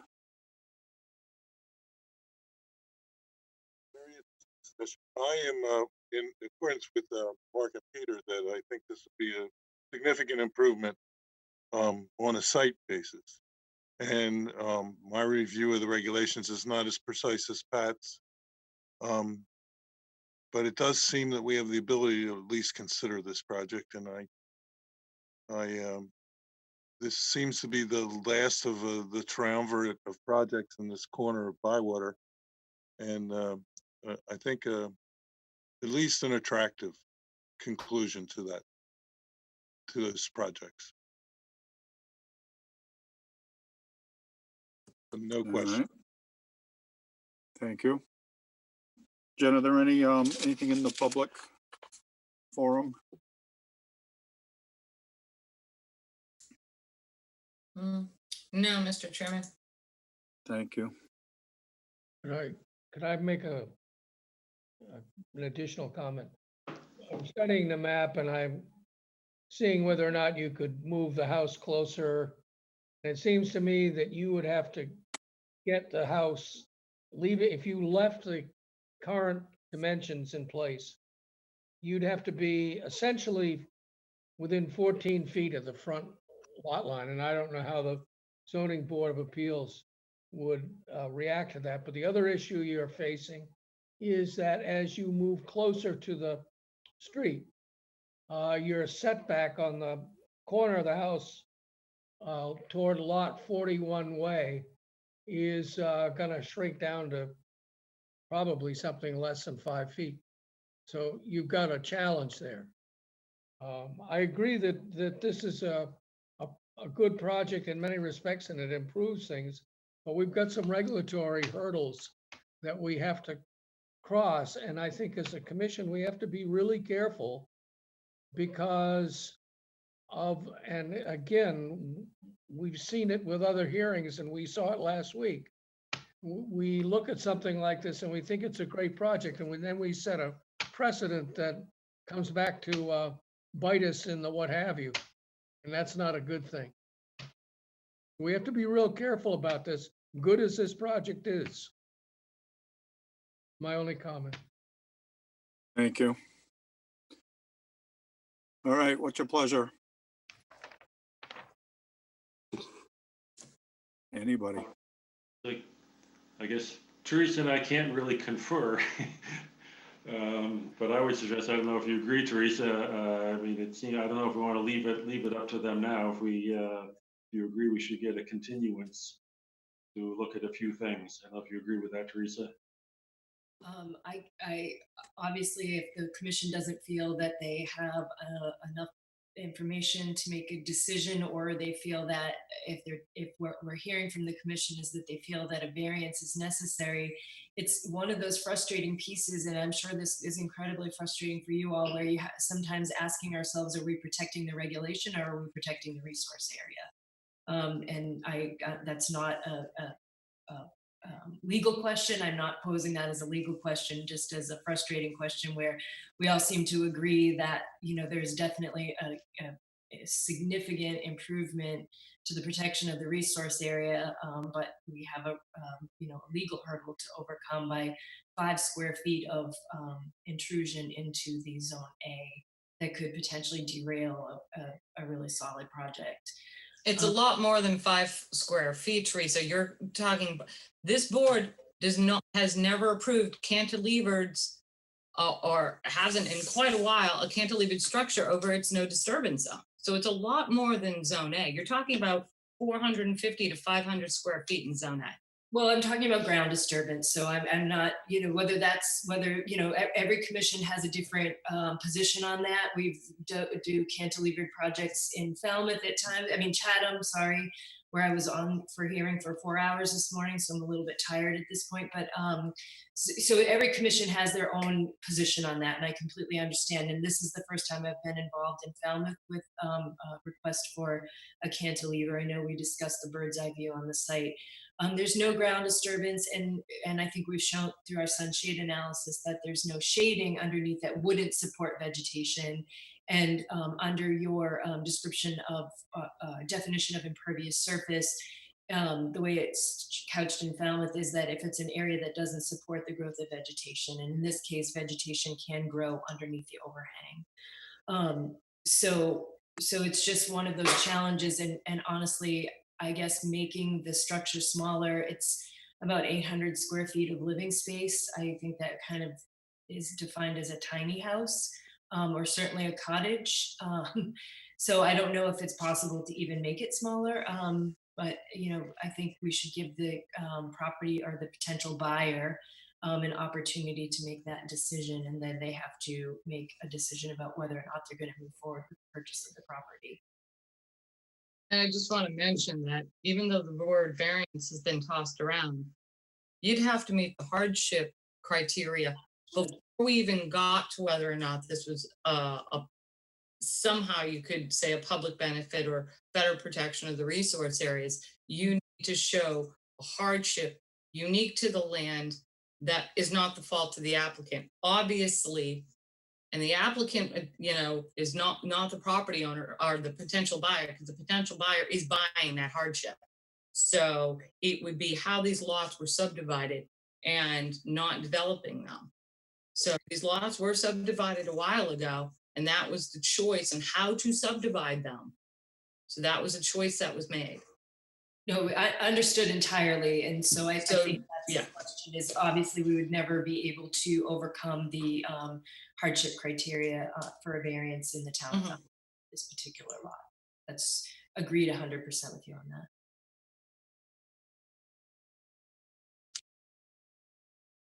that. All right. Tom, what do you think? Do we want to close the hearing? I think we should. Teresa, now, was your thoughts to request a continuance? I think we should continue, just because unfortunately we can't confer with the potential buyer, and they have some very serious decisions to make.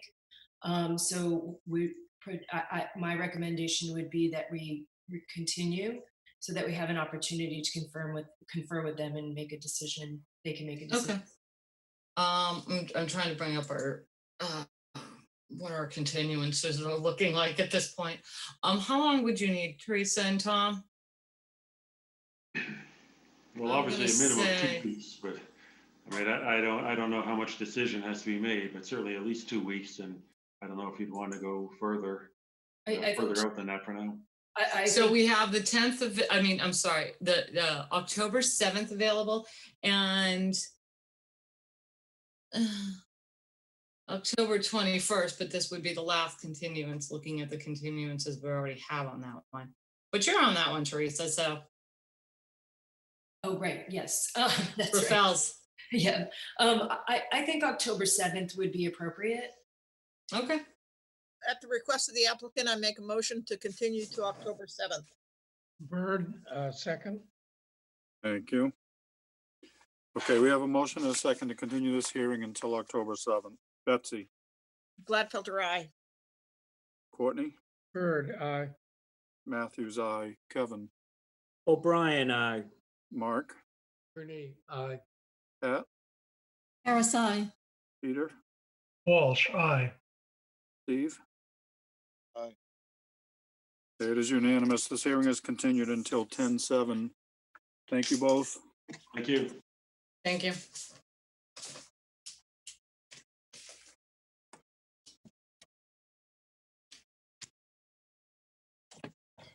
All right. Next up, Frank and Patricia Dundulis, 18 Tajmu Drive, East Falmouth, Mass, for permission to relocate existing licensed floats. Ben, Yes, Mr. Chairman, give me 1 second. I'm trying to get there. I am promoting Matt Costa up as a panelist. And Matt, if you can hear me, is there another person in your project team?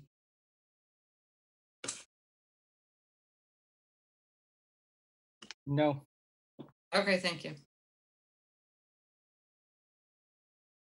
thank you for the record. Yeah. Matt Post, Cape and Islands Engineering, representing the applicant. I'm going to go ahead and share my screen if that's okay. please.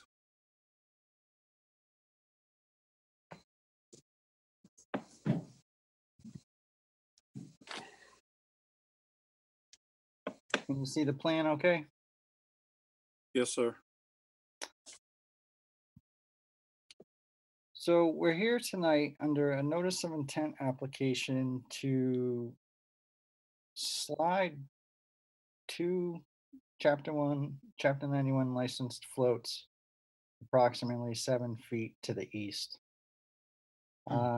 This is located in a man-made canal off of Eel Pond, off of Central Ave. I think most of the board's familiar with this area. This canal has a Chapter 91 license, was created several decades ago. These floats, as I said, are also licensed, and the intent is to simply slide them to the east to get them further away from the end of the canal. Your resource areas include land under the ocean, land containing shellfish, and land subject to coastal storm flowage. There is almost no scope of work on this. We're unbolting some poles that hold the floats, sliding them over and bolting them back into the bulkhead. Project meets all applicable performance standards, and we respectfully request you issue an order of conditions. Happy to answer any questions. Thank you, Matt. Jen, Yes, Mr. Chairman, just to explain to the board, this area is currently, there's a number of lawsuits going on right now in this canal with a couple of the hearings you're going to hear immediately after this one. So the chairman and I just thought it best to file this under a notice of intent. So all the property, all the participants have the right to review the project and comment if needed. So staff does not have any comments. Kevin, where are you? There you are. Kevin, Newton, do you have any comments? I do not have anything to add. Thank you. Thank you. Matt, would you stop sharing, please? And I have a question for you, Matt.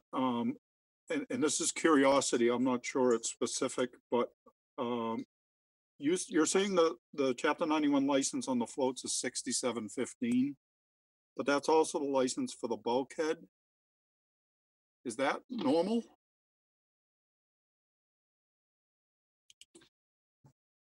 I can answer that question in 1 second. I appreciate that. And Mr. Chairman, we do have an extensive chat.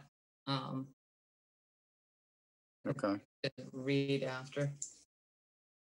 Here, I'm gonna share the screen again. Thank you. Here's the license. Number 6715. Back in the 90s. Here's the plan for it. The bulkhead, oh, so they licensed the floats and the bulkhead at the same time. This canal was actually licensed entirely under 6715. Yeah, I don't know why they kept the same number. That's a good question. Yeah, it's kind of curious. I would think the floats, anywhere within that would be independent of the bulkhead itself. And I wasn't doubting that you had the numbers right. I just, again, Well, I would actually want to go back and look at that license number that we have on there for the main canal itself, because perhaps that is not noted correctly, but that's irrelevant really to this particular application. But I can check on that. Again, I just find it curious, that's all. Okay. I do have one question, Mr. Chairman. Okay, Matt, would you stop sharing, please? Matt, do you know if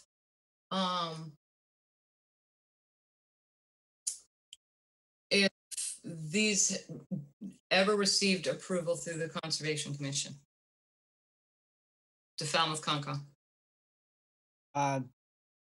I don't have any specific information on that, but in order to get a Chapter 91 license, you have to show approval from the commission. So they had. Even back in 97 when they were just issuing licenses and.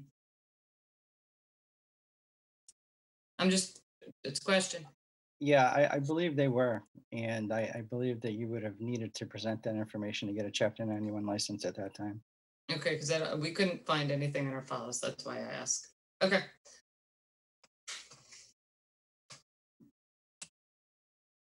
Anything else? No. All right.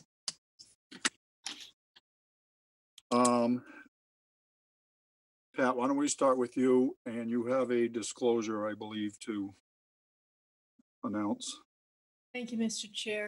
I don't believe Brian is involved in this particular property, but it's my understanding based on his chat to us that he's representing Mr. Ballas and Mr. Cachadorian. Excuse me, and there's a settlement agreement between Dunderlist, Ballas, and Cachadorian.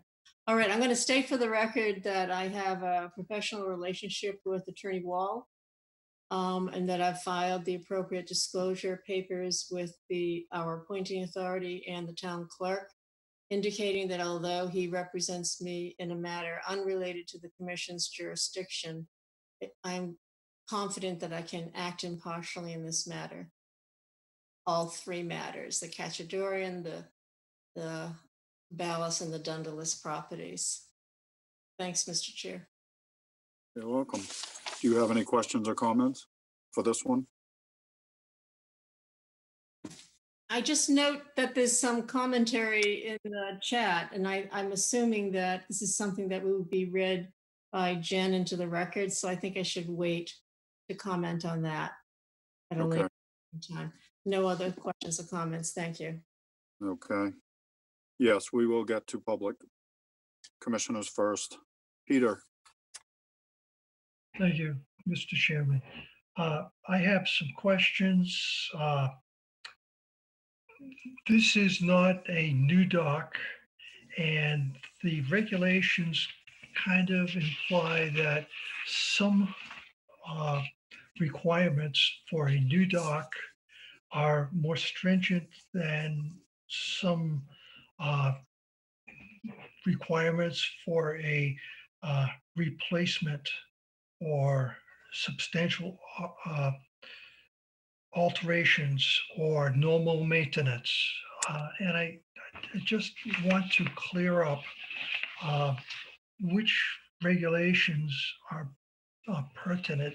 But before I do that, the original permit, 6715, whatever, does it specify the float locations exactly? We have a drawing here from Cape and Islands saying the existing float locations, but is there a float location determined on the original license, or the original license gave a freedom of movement? Matt? Yeah, so the original license doesn't give you any hard dimensions on the float locations. You would have to scale the plan to get those locations, and they are in the same general locations today as shown on the license plan. The license plan actually shows one thing incorrectly, is that the bulkhead, the end of the bulkhead is actually, the water is near the property line. The license plan doesn't actually show that, but with respect to when you reference the floats to the property lines instead of the bulkhead, we can get those very close by scaling the plan, and they're very close to their locations today. And this was approved by conservation. We can survive. We actually do have a copy of that old approval we could supply you. Excellent. Why wasn't it submitted with a notice? I don't know why it would need to be. They're licensed floats.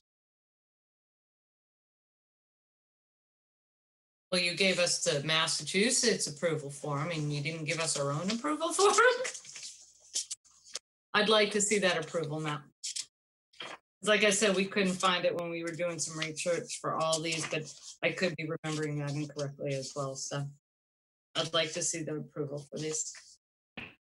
Okay, Matt, then if the float location were moved to the location that is desired, would it be still in accordance with a license? And I know that you can scale the existing drawing that was submitted years ago, but is there anything in the license language that limits the location of the float? There might not be specific language in there, but what we will do and what you should do is your floats, your docks should match your license plan. And if there's going to be alterations to them, you should either amend the license or ask for a minor modification. And I've reviewed this with DEP, and we would ask for a minor modification to slide the floats. Some of the requirements for new docks are to consider the adverse impact on recreation and navigation by other people. And it is specifically the dock's effect on navigation reviewed and approved by the harbor master. Do you have that? Yeah, we submitted that as part of the application. We did review the change in location of these floats, and the harbor master, believe, sent something on the lines of no objection. You have that in writing? Yeah, I think he submitted something to us.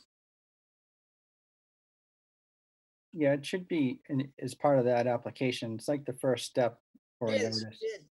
It isn't part of the application. Greg Frazier, basically, projects taking no navigational issues, no mooring issues, no comments, no expansion of existing conditions. Floats are being easterly, moved easterly only. Recommendations, none. Okay, that brings up another question. With the minimum depth regulation for new docks, it's 3 feet at low tide. Does this regulation come up when we are moving the floats, or is it only for new docks, Jen? No, I mean, if they're moving or altering the dock location, that is absolutely, you're free to look at that regulation. Absolutely, Peter. Okay, Well, and we have the 3 feet of depth, so it's really a moot point, but I would want to clarify here, we're not asking for new floats. These are existing floats. We're simply asking to slide them 7 feet. okay, but the 3 feet of clearance at low water is going to be maintained at the new location. That's the question, Pat. That is correct. No further questions. Matt, it would have been helpful for the commission to kind of show that you don't give any soundings in that. And I know your frustration, your client's frustration in having to file a notice with this, but the more information you could provide the board, and I'm going to say this specifically, the old approval from this board, and I'll get to that after I read the chat, is going to be really important. So it would have been helpful to have those soundings on the plan. That's all I think Peter said. These are not new floats. These are existing floats. If the 3 feet wasn't existing, it's not a denial. I mean, we have existing floats that are licensed. We're not asking for new ones. Matt, I need to see the approval from the fountain. We're gonna give you the approval. That's not a problem. Thank you. The reason why you don't have that information, because I think it's not pertinent, but we'll be happy to supply it. How is it not pertinent? Moving on, Steve. Thank you, Mr. Chairman. Matt, in an earlier comment, you said that in a response to a question from the chairman about the license number, that the entire canal was licensed at one point in time? Yes. Yeah. With floats, I assume, No. and decorating? No. The canal, there was a license for dredging it and constructing the bulkhead. There was never any license for floats. The only license for floats that I'm aware of in this canal is this license here. Okay, thank you. That was my question, Mr. Chairman. Thank you. Betsy. I have no questions. Okay. My only Court- question was the question that Peter asked, that whether Matt had to get an amendment or whatever it's called from DEP for moving the floats. And Peter asked it and Matt answered it, so I'm set. Thank you. Courtney? I just want to confirm that the size of the size of the floats that were on the license were as they are now. In other words, they're the same size as what was the license. Is that correct? Yes. Okay. And I think I agree with the point of view that if these things get moved, you need to show that there's 3 feet of water underneath them. And I think given everything, I think that should show on the plan. And my feeling would be, so that there are no issues coming down the line, I would rather continue this to allow you to redo the plan to show the soundings. And then beyond that, that would be fine. Kevin? No questions at this time, Mr. Chairman. Thank you. Okay, Mark? I have no questions. All right, Jen, public chat, comments, questions? I have one more question. I just want to verify with Matt that the size of I understand that the size of these floats are in your permit. But you're also stating that are in your license. You're also stating that these are permitted floats at this size. Is that correct? You say you have an order of conditions from conservation? Which It was an RDA. was an RDA, Yes. this size floats? Yeah, I believe so. Yeah. Well, I guess we'll find out.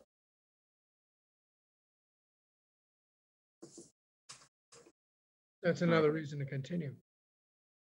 All right, Jen? Yes, we have one chat from Brian Wall. Attorney Wall, through the chair, Brian Wall, for the record, I represent the butters, Mr. Baelish and Mr. Cachadorian. An agreement between Dundulis and Baelish and Cachadorian. It is very specific in what it addresses. It does not address the NOI currently before the commission. Baelish and Cachadorian support Dundulis having a float. Indeed, they want floats too. They are the next two items on the agenda. However, Baelish and Cachadorian question the sizes of floats being proposed, 6 by 16 and 6 by 20. Baelish and Cachadorian will each be proposing floats in compliance with FWR 10.161D3 and question how Dundulis is proposing 216 square feet of floats and how such floats could be approved. So Matt, this goes directly to the question of whether or not you can prove to us that these things were previously permitted. I don't want to hear about the license. We know licenses were given out, and I've heard the term like candy before at one point. So it's really important to show us or give us that information that these floats were permitted by this commission, because that would take care of the size issue on this application. Okay. I'd be happy to do that. Thank you. I appreciate that. Any other comments on public chat?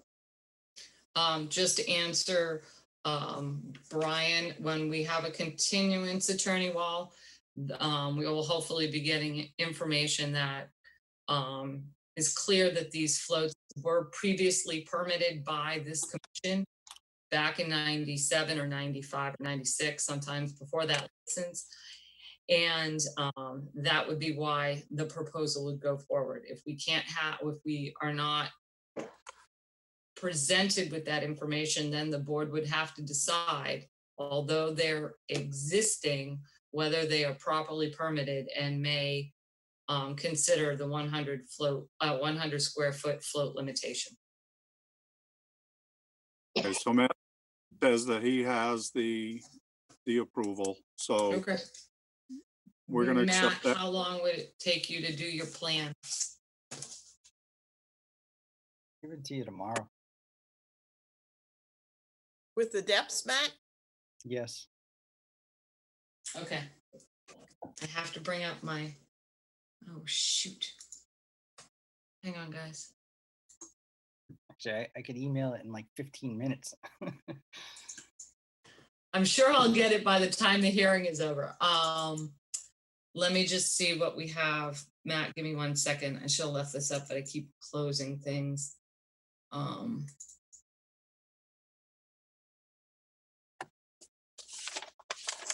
guess my observation is, if that's the only issue, why not just table the item for 45 minutes, come back? That isn't the only issue. We need the plan. You need a plan. You're supposed to submit revised plans a week ahead of time. appreciate the offer though. And I would say that probably would the butters would want to read that information too, so. We're just going to follow the normal process and hopefully we can get out of this little canal.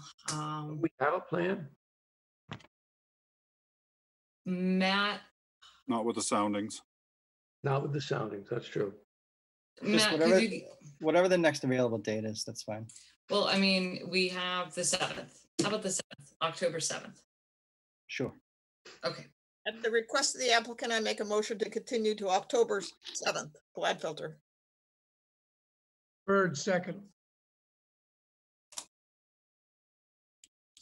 Okay, so to be clear, we're just looking for, Matt, you're gonna send in that copy of the approval and you're gonna attach the soundings to the plan, correct?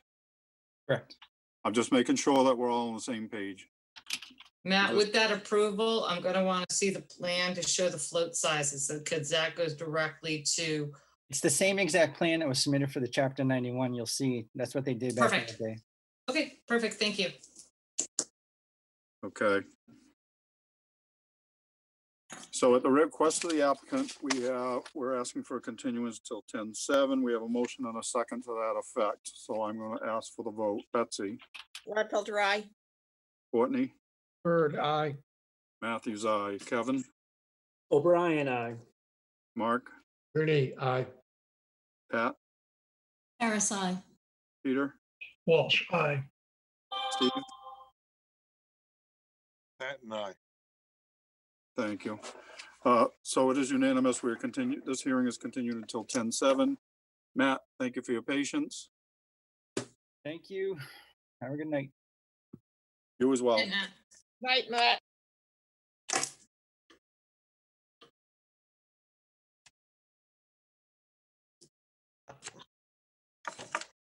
Next up, Stephen Ballas, 64 Muskeget Road, East Falmouth, Mass, for permission to install a 4 by 25-foot float adjacent to an existing licensed concrete bulkhead and to replace the existing timber access stairs.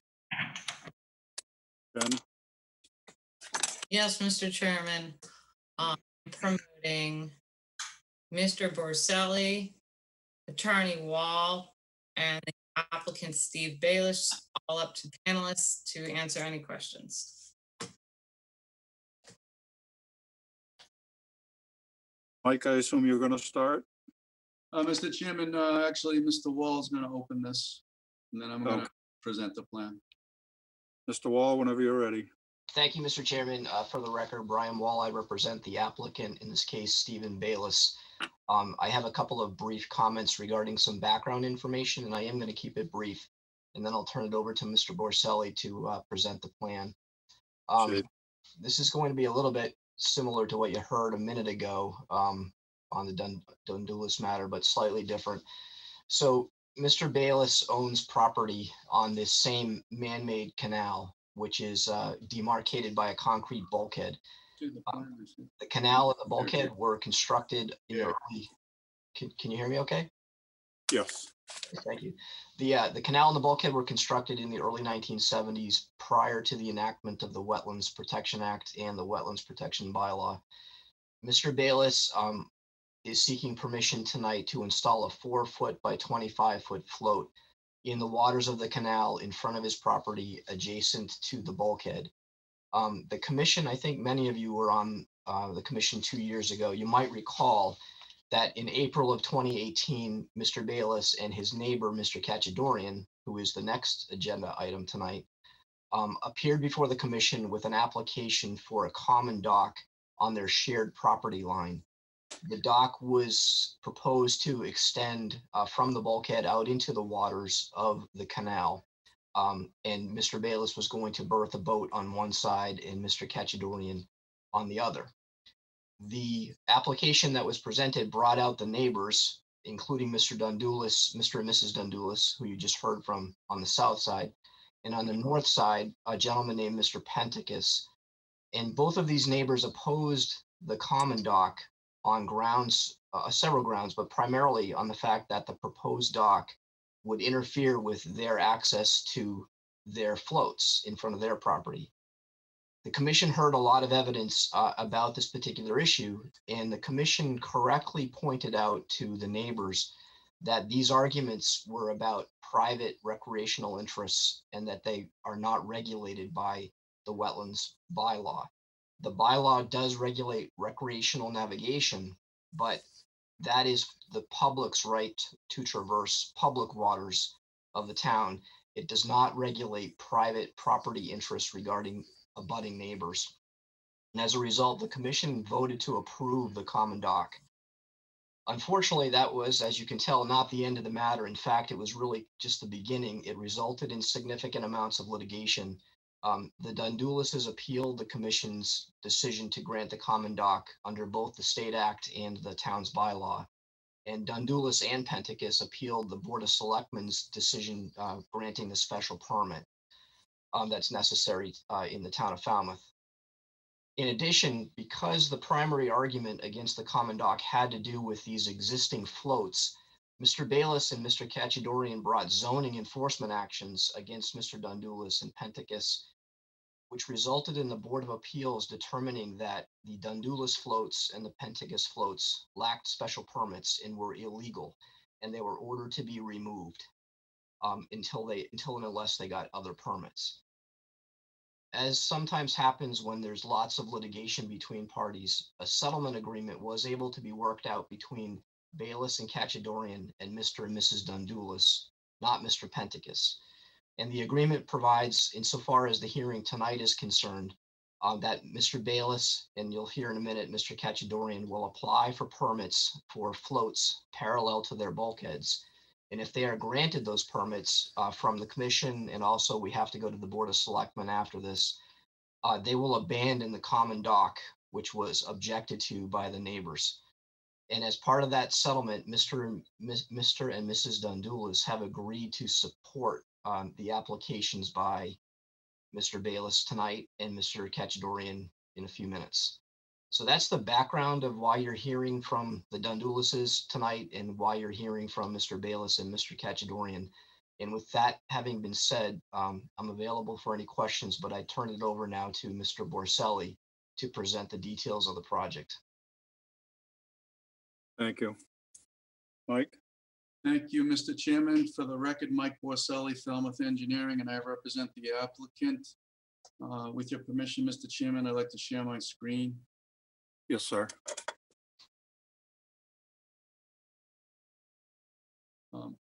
The site plan I'm sharing with you shows the area of question.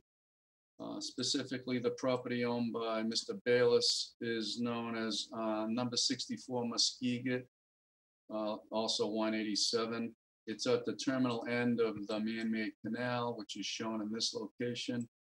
Directly abutting Mr. Bayless to the east is Mr. Dundulis, who you just heard a presentation on. In fact, you heard a presentation about these existing floats that would be that are shown in red to be shifted easterly. We're here tonight, as outlined by Attorney Wall, to propose an alongside float parallel to the bulkhead. The float is shown in this location, and it measures 4 foot wide by 25 feet long, which is 100 square feet, the maximum allowed under your regulations. And it would be placed so it was shifted outside the corner of the bulkhead near the common property line with Mr. Dundulis. The floats would be fastened to the bulkhead. There's a common method used on this bulkhead, and I have a cross section of it here that I'm zooming in on. It shows the bulkhead in cross section, and it shows the float in cross section. And the way that they secure the floats is they have galvanized steel pipes that are installed into the substrate, and they have brackets that connect to them, and they connect at the top of the concrete bulkhead so that the float would slide up and down through the tidal zone and remain in one position. The tidal range here is only about 1.5 foot, 18 inches from mean low to mean high.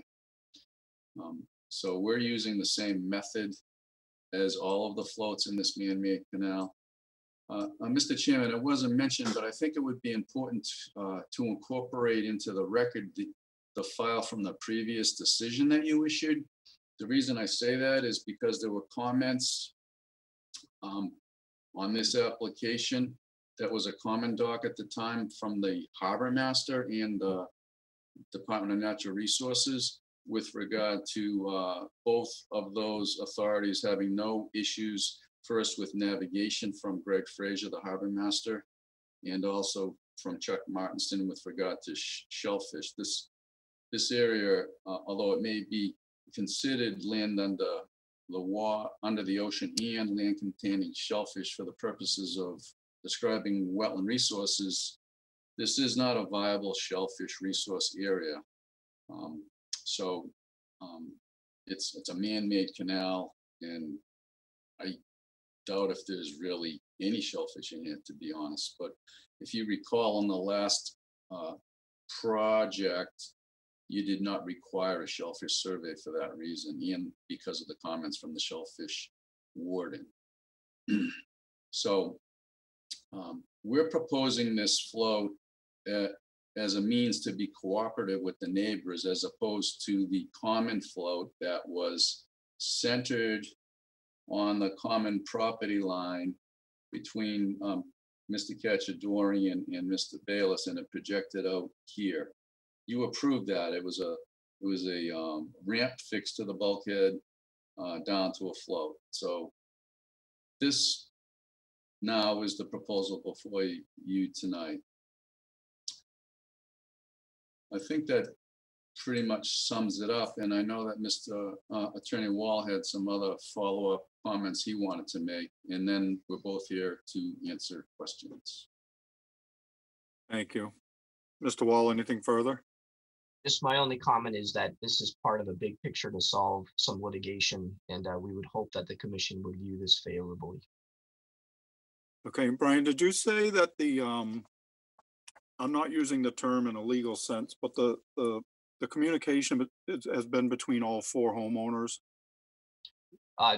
So there's communication between all 4 homeowners, and there's litigation between all 4 homeowners, but they're not all involved in all of the litigation. It gets kind of confusing. But the settlement agreement that I mentioned, Mr. Chairman, is by and between Mr. and Mrs. Dundulis and Mr. Cacciadorian and Mr. Bayless. Mr. Penticus, which is next on the agenda, is not part of any settlement agreement. Okay, thank you.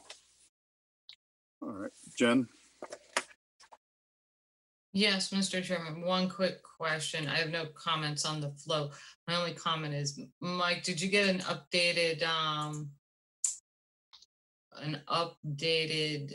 opinion from Greg? No, that's why. So everybody's held to the same standards, but the proposal you had before was the common dock, correct? Yeah, so to answer your question, we did not get an updated comment from Mr. Frazier, and the reason I asked the file to incorporate his previous comment was he had no issues with the common dock, which actually projected out into the channel. These are now snug up against the bulkhead, so if he had no issues with the common dock that projected in the channel, we just assumed that he would have no comments here. And he also made reference to the fact that this is a private sort of boat basin, not navigable waters. So he really doesn't have a lot of say over this area. So for those 2 reasons, we didn't think there was a need for further comment from Mr. Frazier. Can I just add on to that, Jen, and through the chair? In all of this litigation that we keep referring to, the parties deposed the harbor master. In fact, Mr. and Mrs. Dundulis deposed the harbor master. And the harbor master testified, and he actually, in the last hearing, excerpts from the deposition were, I'm sorry, that's in the next hearing. It's hard to keep all this straight. In the next hearing, you're going to see that there's excerpts from that deposition as part of the submittals. And what the harbor master testified was that he views his role to comment to the commission in the same manner that I described what your bylaw regulates. The bylaw regulates the ability of the public to traverse waterways. It does not regulate these private property disputes between abutting property owners. And Mr. Fraser testified that he considered the entire canal to be a private area, not somewhere where the public navigates. And he had no, he felt that he had no jurisdiction over the area and had no comments regarding any of this stuff that we're talking about tonight. I understand that, Brian and Mike, and I understand your position, but you know, the commission is being asked to review all of these properties again. And unfortunately, everybody should be held to the same exact standard. So if the applicant before you went to the harbor master, then, you know, this proposal and the next proposal should have gone to the harbor master, but I'll let the commission weigh in. And next time a dock or float project, gentlemen, please go to the harbor master. Thank you.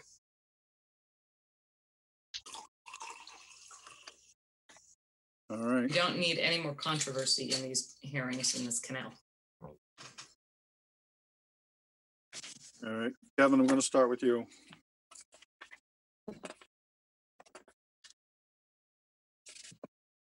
I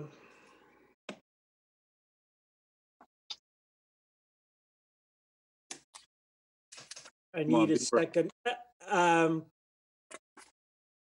No comment at this time, Mr. Chairman. Oh, come on. Mark? You want to comment, you know, come on, guys. This is a private thing. I don't know what, it's beyond me that they're spending all of this money and involving all of these people and using up all of our time for something that's on the face of it ridiculous. I'm sorry. On that note, I will pass. That was a good comment. Mark? This meets all of our standards. I'm happy with it. That's all. All right. Pat? No comments. Peter? This is a new float, not an existing float that's going to be moved. So it should meet the requirements of at least 3 feet of depth for the boats tying up to it. I'm looking at the drawing and it looks like one corner is less than 3 feet. Is that true, Mike? Yes, that is true. So we anticipated that question. And that's why I made a statement that the viability of the substrate is poor for propagation of shellfish or other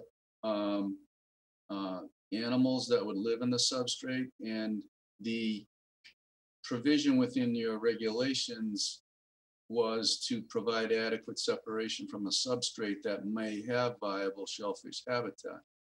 Now, that being said, we can still provide a mechanism and a means to provide a minimum of 3 feet from the substrate to the bottom of the buoyancy at extreme low water, not just mean low water, by the way. If you deem it necessary, we have a means, we can use float stop brackets fastened to the bulkhead that will intercept the float as the tide goes down and capture it at a point where it would stop lowering with the tide to provide the separation if need be. But we thought because of the value of the substrate that wouldn't be necessary, and we're happy to provide you with that detail if necessary, but we wanted your feedback first. Well, my feedback is that 3 feet is the minimum separation. Okay, understood.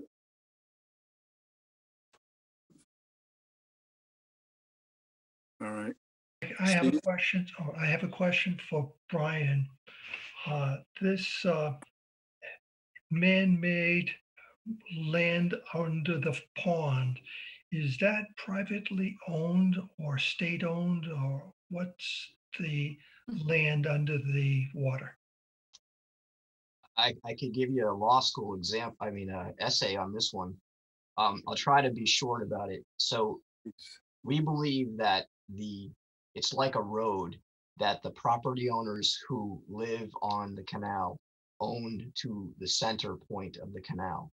And there is a methodology that's published in the land court surveying manuals about how to divvy up that portion of the area when you get to the area at the end with the corner, etc. But all of that stuff about who owns it is kind of irrelevant, because once it becomes buried or under submerged, I think is the right term, with water, then the public trust rights of the Commonwealth kick in. And so these would be known as private tidelands versus public tidelands. But there's not much difference because the public has the right to navigate over private tidelands. So I don't exactly know why you're asking the question, if it's germane to one of the issues, but it's all interesting background, but I don't think it really matters to the application. Okay, thank you, Brian. No further questions. Sure. Okay. Steve? It appears we've gotten border depths that we can just pass along to Mr. Dundelis. They're on these drawings. So we solved that, and then I have to go along with Kevin. Thank you. All right. Betsy?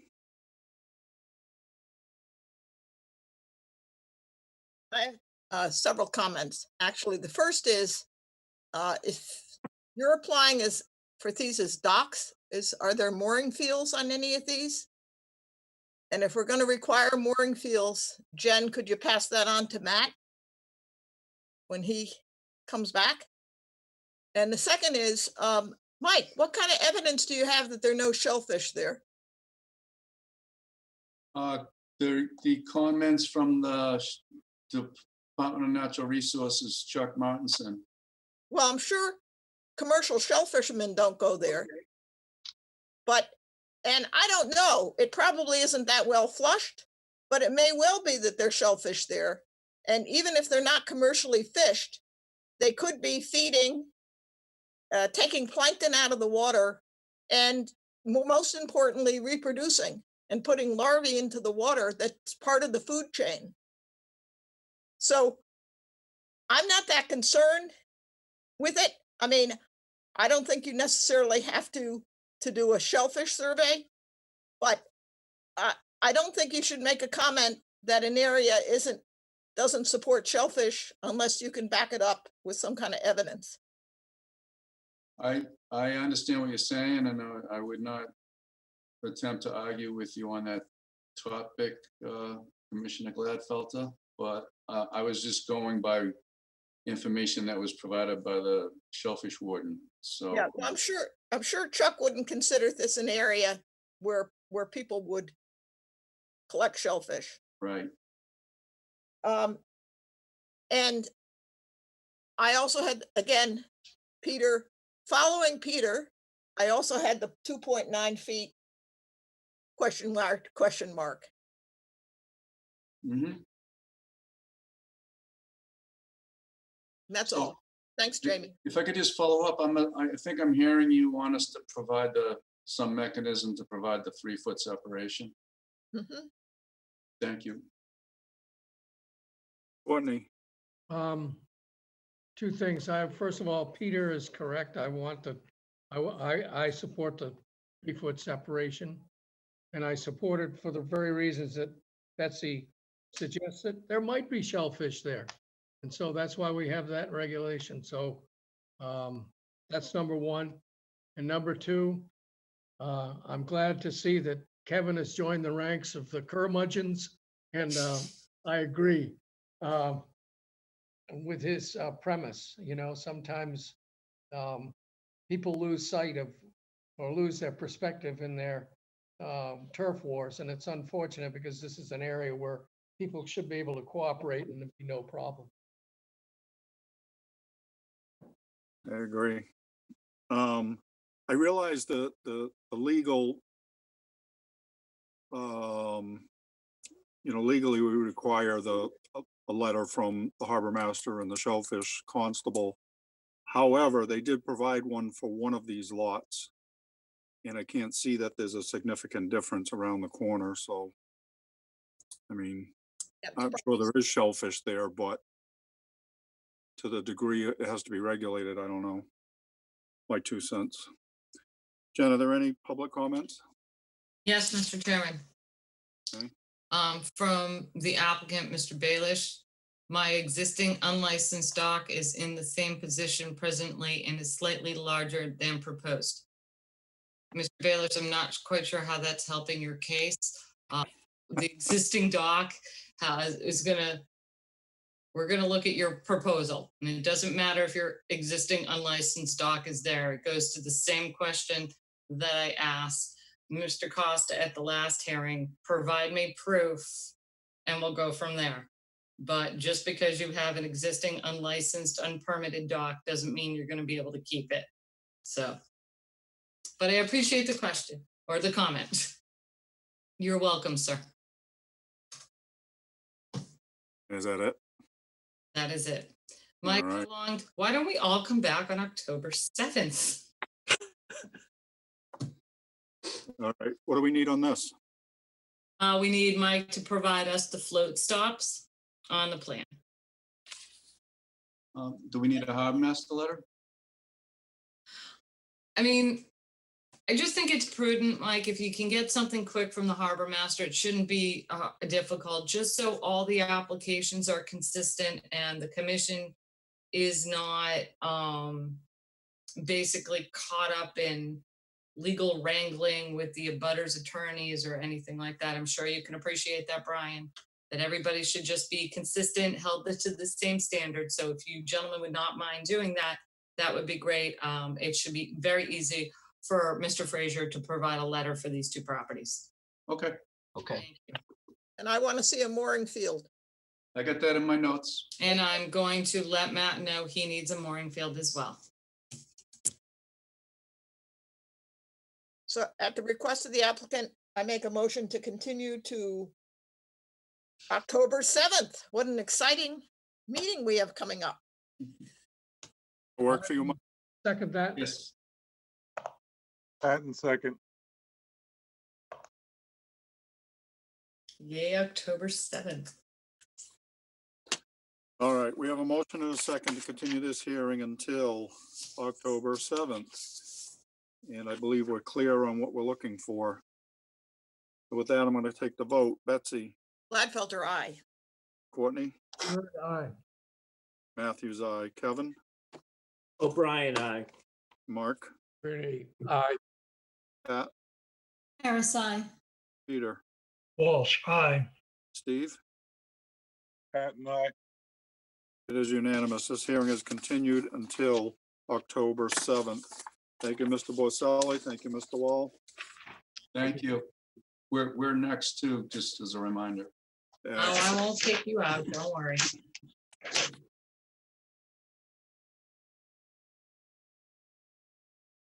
I'm going to remove Mr.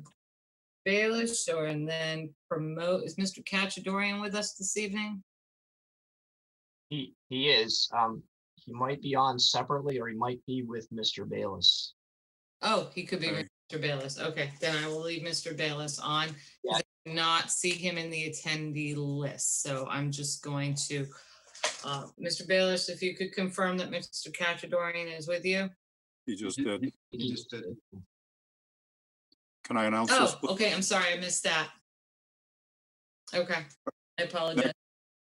Michael Cachadorian, 50 Muskeget Road, East Falmouth, Mass. For permission to install a float adjacent to an existing licensed concrete bulkhead.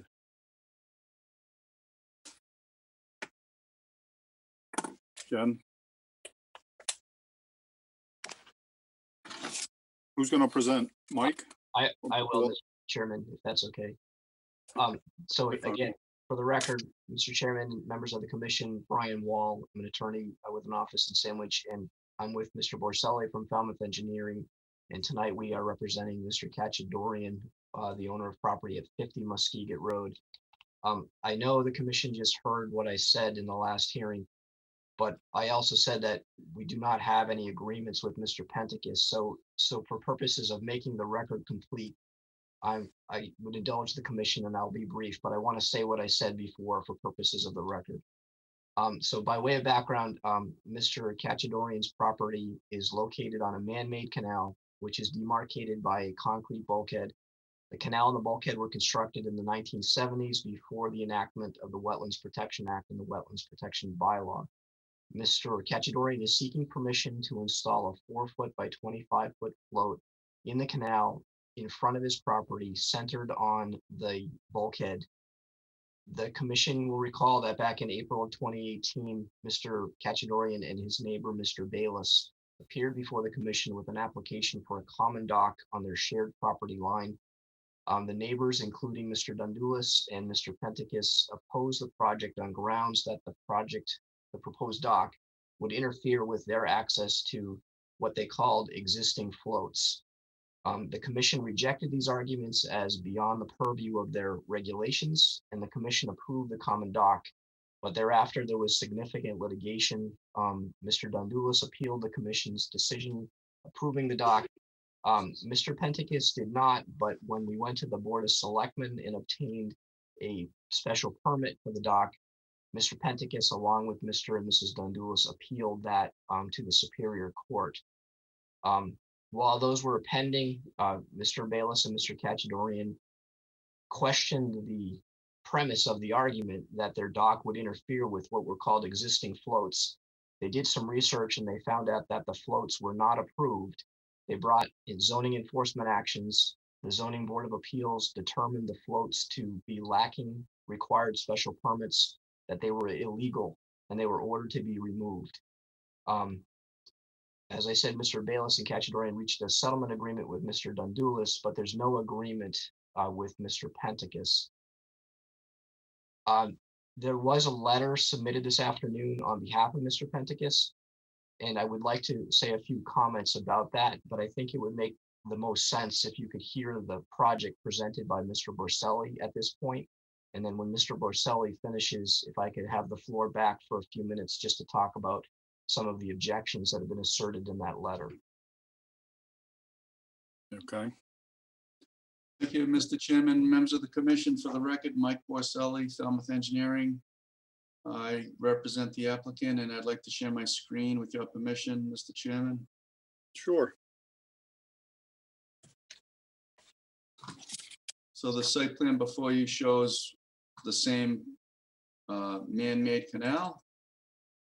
The focus now is on the frontage of Mr. Cachadorian, who is the property owner just north of Mr. Bayless.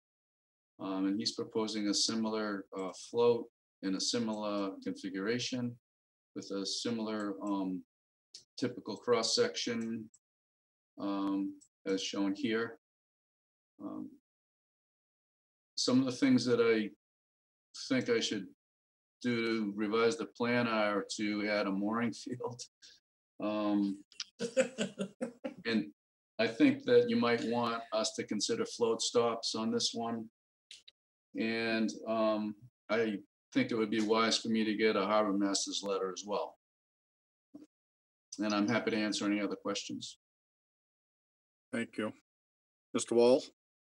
Yes, thank you, Mr. Chairman. So as I mentioned a minute ago, an attorney, Glenn Wood, for Mr. Penticus, submitted a letter this afternoon to the commission raising some issues. Basically, the issues boil down to three. They have issues with regard to navigation again, and two issues regarding lack of adequate information, the harbor master letter, and regarding lack of depth of the float. So I think taking these backwards, based on what happened the last time and what Mr. Borselli just said, we're going to be asking for a continuance We will get you that harbor master letter, and we will propose float stops to deal with the inadequate depth. So I'd just like to turn quickly to the navigation issues. So Mr. Penticus is asserting that if Mr. Cachadorian's proposed float is approved, it will adversely affect his, that is Mr. Penticus's ability to navigate. And in his letter, what he says is that he has a plan that he submitted that shows 40 feet of floats, leaving frontage of 17 feet for Mr. Cachadorian to be able to navigate in and out. And Mr. Penticus claims that by pushing the float, by centering the float on the bulkhead, it's too close to the corner and it will make it too tight for Mr. Penticus to navigate. Now, what I'd like to do is say the following things about that. So as I mentioned earlier, the Zoning Board of Appeals has found that Mr. Penticus's floats lack a required special permit, and they have been ordered to be removed from the water. So why is that important when I'm talking about a zoning matter? Well, the Board of Selectmen regulates these private navigational issues, and Mr. Penticus essentially has no floats under the Board of Selectmen, and therefore there really is no navigation issue. It's essentially, sometimes a phrase is coined, a false choice. You're being shown floats on a plan that have no legal backing, and then you're being told that there's a navigational issue because of those floats. Well, actually, Mr. Penticus has to go back to the drawing board. He needs to come before the commission with a notice of intent. It will be a new float, therefore it will be limited to 100 square feet. And that will basically take care of the navigational issue because he has 53 feet of frontage. And if he has a 25-foot float, that will leave 28 feet of free space so that he can put his float, I would hope, centered on his bulkhead, which would leave Mr. Cachadorian plenty of room and which would moot out Mr. Penticus's alleged argument of having insufficient room to navigate. The second point I'll make briefly, I made already. Your bylaw does not regulate this type of navigation. The recreational and navigational interests regulated by your bylaw pertain to the public's ability to traverse the waterways of the town. The commission does not get into these private navigational issues. That's for the Board of Selectmen, which Mr. Penticus has to go to. And this is not just my opinion. The common doc that was approved by the commission and appealed by Dundulas went to the Superior Court. And this argument was made on behalf of the common doc. And the Superior Court affirmed the commission's decision that it does not regulate these issues and that its bylaw only regulates public traversing of the waterways. And those are my arguments. Basically, this navigational issue is not a real issue as far as we're concerned. We'll get the harbor master letter. We're going to propose the float stop that addresses all the concerns in the letter. I'm available for any questions. Thank you. Thank you, Mr. Long. Jen? I have nothing to add to any of that. I think Brian summed it up perfectly, and Mike has his marching orders and saw that coming at the last hearing. So I guess we will see these gentlemen on the 7th. We're going to ask for comments and let's try not to be too repetitive. Betsy, No comment. Courtney,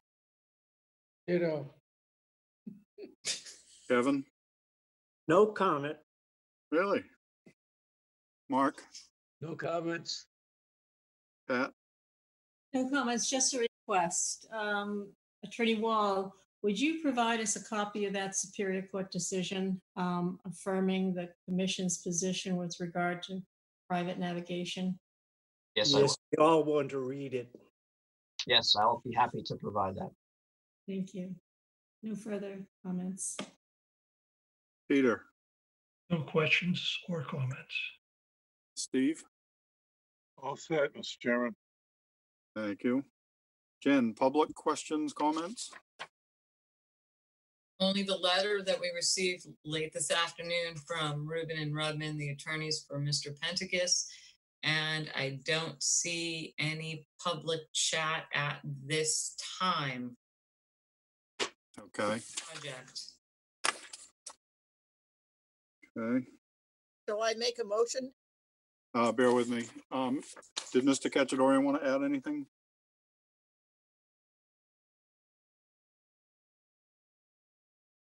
No. All right. And no comments from Glenn Wood, the attorney for Mr. Penticus. All right. Okay, Beth. So assuming that Brian and Mike want to wrap this all up on October 7th, I'll make a motion to continue this hearing till October 7th. Bird, second. All right, Mike, that date works for you? I will do my best to make it work, Mr. Chairman. Oh, I'm asking you if you want a later date. No, I prefer to be on the same night, I think, with the other ones. It makes sense. Yeah. Okay. All right, so we have a motion and a second to continue this hearing until October 7th. Betsy, Gladfelder, aye. Courtney, Bird, aye. Matthews, aye. Kevin, O'Brien, aye. Mark, Rooney, aye. Pat, Harris, aye. Peter, Walsh, aye. Steve. Capone, aye. It is unanimous. This hearing is continued until 10/7. Thank you, Mr. Borselli. Thank you, Mr. Wall. Thank you, Chairman. Thank you, members of the commission and staff. Good night, gentlemen. Oh, I think we're next too, again. What's next? We're going to be. Oh, yeah. So Thomas, could you please move Mr. Borselli and Mr. Wall back into the attendees list? I only have the remove option again. Thank you, Thomas. I'm gonna remove Mr. Billis. Okay. Here's Matt again. We can tell him about the mooring fields. All right, I'm going to announce the next one. Continued hearings under a notice of intent. First up, Francis M. Keegan, 42 Deer Run Lane, Falmouth, Mass, for permission to rebuild existing steps, to extend a stone wall, to conduct invasive species management, to replace invasive species with beach grass, and to install mitigation plantings. Mr. Chairman, I'm sorry, I don't see.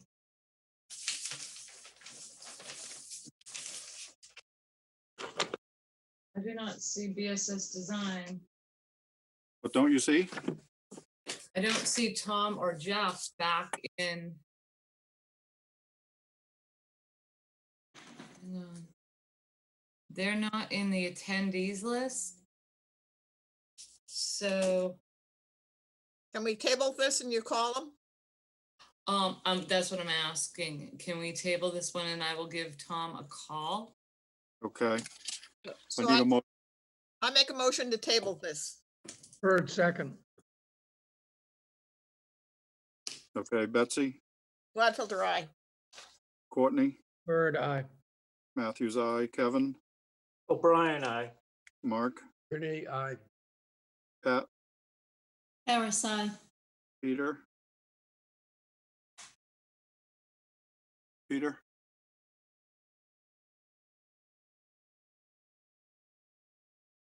you're muted. Walsh, aye.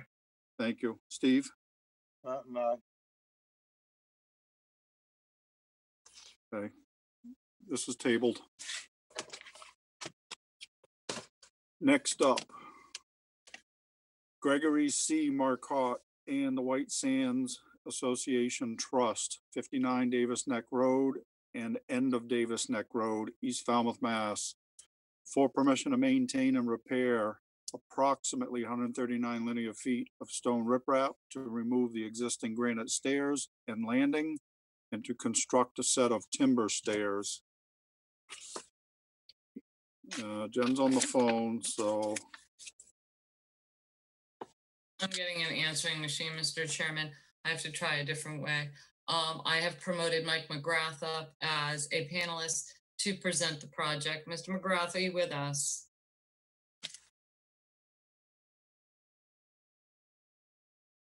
Can you hear me? Yes. You're up, Mr. McGrath. My name is Michael McGrath. I'm a professional engineer and land surveyor. I work for Holmes and McGrath, and I have my firm filed the notice of intent So what I'd like to do right now is share my screen. Go ahead, sir. And what I have put on the screen is a colored graphics of what the proposed work is.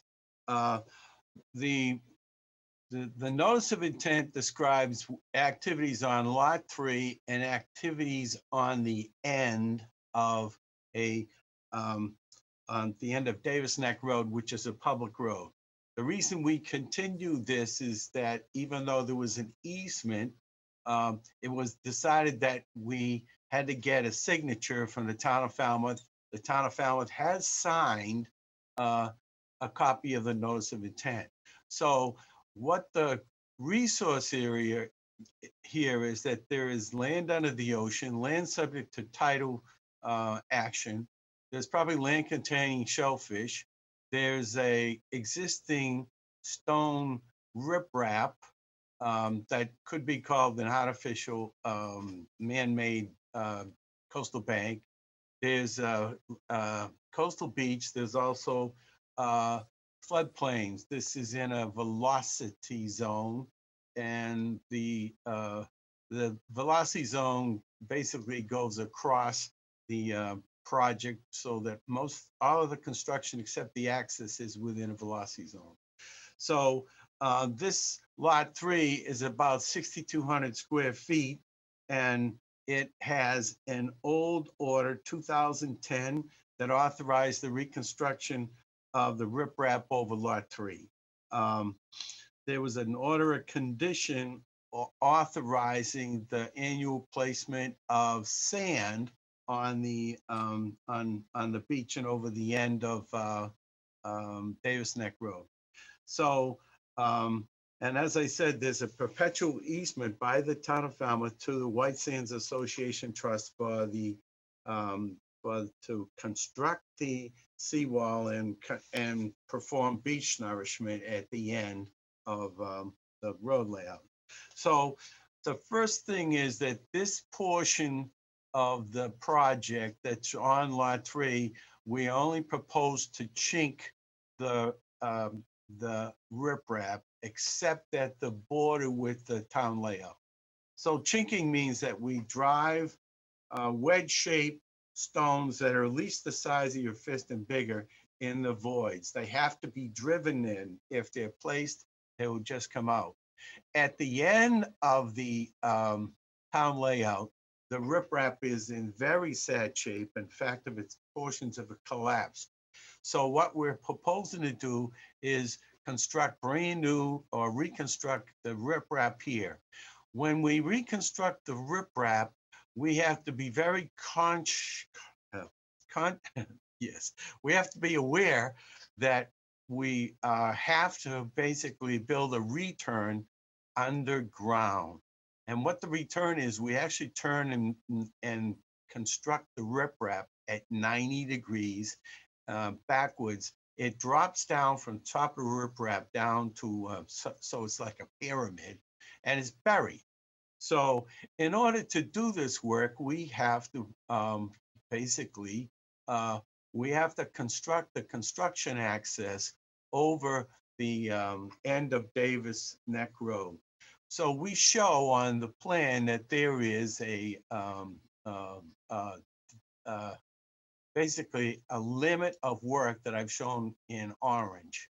And there is going to have to be material storage up here because the way that they will construct the riprap and chink the existing riprap is they'll have to have piles of stones, both sides, the chink stones and then armor stones. So what we did was we have given you a construction methodology. And the first thing is that the contractor shall read and understand the construction documents, including the order of conditions. He has to stake out and install rather the limits of construction. He has to make an arrangement for a pre-construction meeting with a Conservation Commission representative. He's supposed to do the storage in the material storage area shown on the plan. It shall not, we do not allow him to stockpile material on the dune grasses or on the beach, except for small amounts. Um, and he, if he has, when he excavates this, he'll have to pile the material over on the sides and not pile up the excavation. And he has to remove the construction material left over from the construction zone after work is complete. And then he's supposed to restore the areas that are affected on inside the work limit in the construction access in any of the grasses that are in and dune vegetation that's shown here. So we have, I believe that we have been specific enough about the installation of the grasses as shown on the plan. I think that this is just basically maintenance. Now, what I clearly want to show you is that there is existing riprap that's there and is existing stone stairs. However, Mr. Marcotte saw one of the neighbors fall down the stairs because there was a buildup of algae in the tidal zone in the lower portions of the stairs. So we're showing timber stairs replacing the stone stairs. The timber stairs can be, actually could be removed in the winter and placed back, though I didn't describe it like that, or they can be left in place. So I did provide you with copies of the easements. You have a signed document from the town, and I believe that this is an entirely appropriate activity. I'd be happy to answer any questions that you might have concerning this application. Thank you, Mr. McGrath. If you would stop sharing your screen. Oh, if I only knew how. Jen?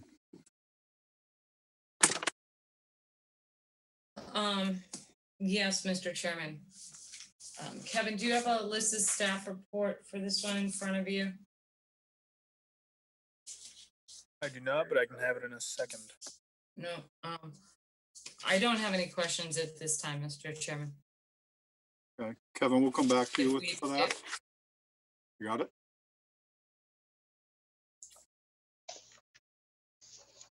All right, we'll come back for that.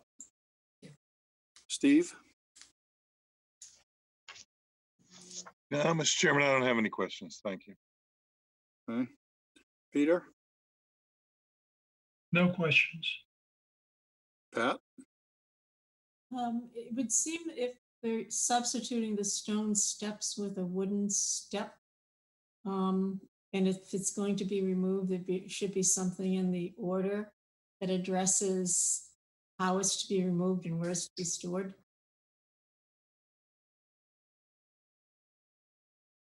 This stairs are pretty heavy, so it may just be an option to remove them in the winter, but I'd be happy to write as part of a condition how they would, lift the stairs up, but they would have to have a tow truck or something similar. So most likely they won't. I have no other comments. Okay. Mark? I have no comments. Okay. Kevin? No comments, Mr. Chairman. Okay. Courtney? I think it's good. He's covered all the bases. Personally, I'd like to see the stairs be removable because you get a lot of storms in the winter. Wooden stairs have a way of going away in a bad storm, whereas stone stairs don't. So I'd like to see that. And I'd like to see a methodology for, moving it out and where it gets stored. Other than that, it's a good project. I'm fine with it. Good. Betsy? So my only comment is, this is obviously something that needs to be done. There are huge voids behind it. But Mike, what's going to happen when just to the, let's say, to the east, when that riprap fails? Is this going to stay in place? Is the anchor that you're gonna put on that east side gonna be enough to hold it in place? That's why we put a return there, because the riprap to the east has failed. And so the return is designed to basically preserve the riprap in the public way. So I have considered carefully that there will be basically a failure that will continue. And so by putting the return in, I will hopefully prevent the failure. Okay, yeah, I was glad to see that you did that because I don't have much hope for what's to the east there. Well, there's going to be an application coming in. We've been engaged to do some work on that. Okay, All right. Kevin Newton, did you find that? I did. We don't really have too many comments. There was just one comment. I don't know if it's actually been spoken to yet, but I guess there were a couple of chairs located near the post and rail fence. Those will need to be removed. Okay. yeah, I have one other question. When is this work gonna be done, Mike? What time of year? In order for this work to be done, I have to, after you issue an order of conditions, I have to apply for a special permit from the Board of Selectmen. I don't think that I need any state or federal permit because they're already permitted and we're just doing maintenance. We're not increasing the size. So I think we could do it as soon as the special permit is granted. I mean, it could be done in, for instance, we could do the work in the early next year would be the correct answer. Okay, thanks, Mike. Mike, did you not say at the beginning of your presentation that you already got signed off from the Board of Selectmen? Yes, the town administrator submitted to the commission directly a signed copy of the notice of intent. But that's not the same as the permit that he needs Okay. from the Board of Selectmen. What happens in Falmouth, there is a provision of the zoning bylaw that goes back to the 60s that said that if you alter the coast or alter the bottom or alter certain wetlands, you have to get a special permit under zoning that's issued by the Board of Selectmen. It's completely different than the easement rights. It's a zoning provision. And under their procedures, I have to have an order of conditions prior to filing with the Board of Selectmen. Okay. Thank you for clarifying that. Jen, anything further from you or No, Kevin? Mr. Chairman. Okay, are there any public comments?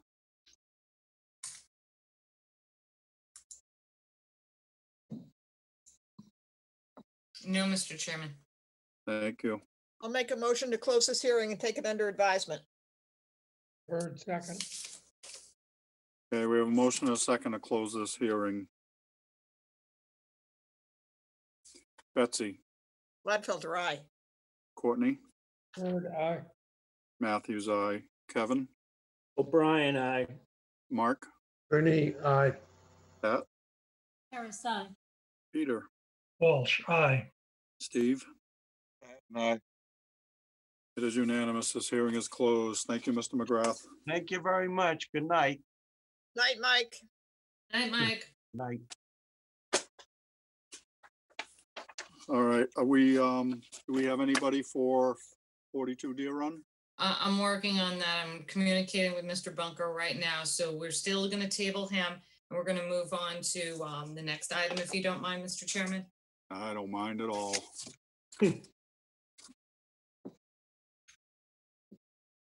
All right, next up is a hearing under an enforcement order. Robert Burke, 326 Acapesket Road, East Falmouth, Mass. Unpermitted construction, removal of vegetation, and installation of impervious surface within conservation jurisdiction. Yes, Mr. Chairman, I need to promote some people up and then find something.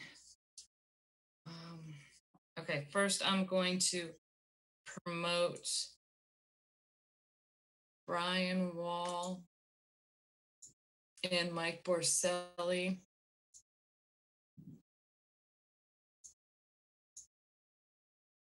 as panelists. So I've promoted them as panelists.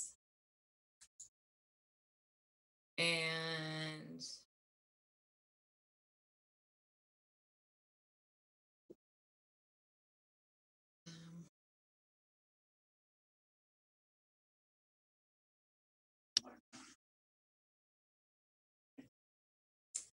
I'm just trying to find what I sent the board. I apologize. Here we go.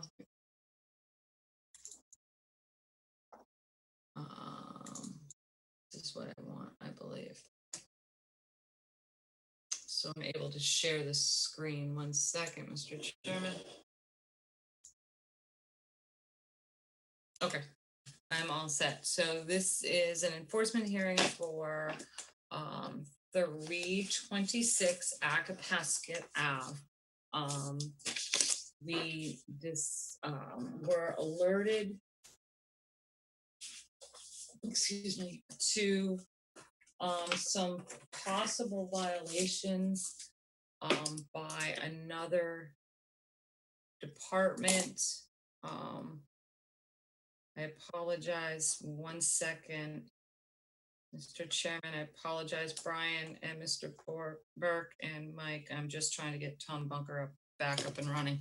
Okay, so we were alerted by another town department that might be some potential violations on the property. I think Mark summed it up very well in his synopsis for the board. So we contacted Mr. Burke to let him know that we had some concerns. Mr. Burke consulted with his attorneys and engineers and got back to him. We had asked to go onto the property to validate the concerns that we had. Mr. Burke consulted with his attorney and his engineer and politely declined our request. So we had no other choice but to place this on your agenda for an enforcement hearing. As you can tell, if you go through, and Mr. Chairman, if you don't mind, I'm going to share my screen so we can go through the photographs that Mark submitted. Do that. You don't need to see the chat. Can everybody see that?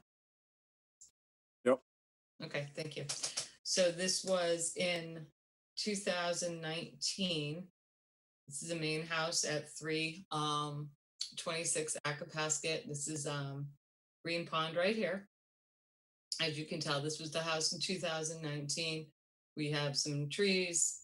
We can kind of see kind of an like a little rougher, not an undeveloped landscape, but nothing that's too defined. And then if you look at the picture from April of 2020, we can clearly see that some work has been done. If we go back to the 2019 picture, we cannot see the cottage or structure, additional structure that's on the property. And then this picture, you can clearly see it a little bit more defined. So that means there was removal of vegetation, expansion of this kind of shell gravel driveway. There was a tree removed on this corner. These pictures are from a new program from the assessing department called Nearmap, in which the town can compare aerial photographs of the properties in the same position throughout the town for consecutive years. So we are able to pick up any new construction. It will actually highlight for the assessors department in pink all the new construction that went on from last year to this year.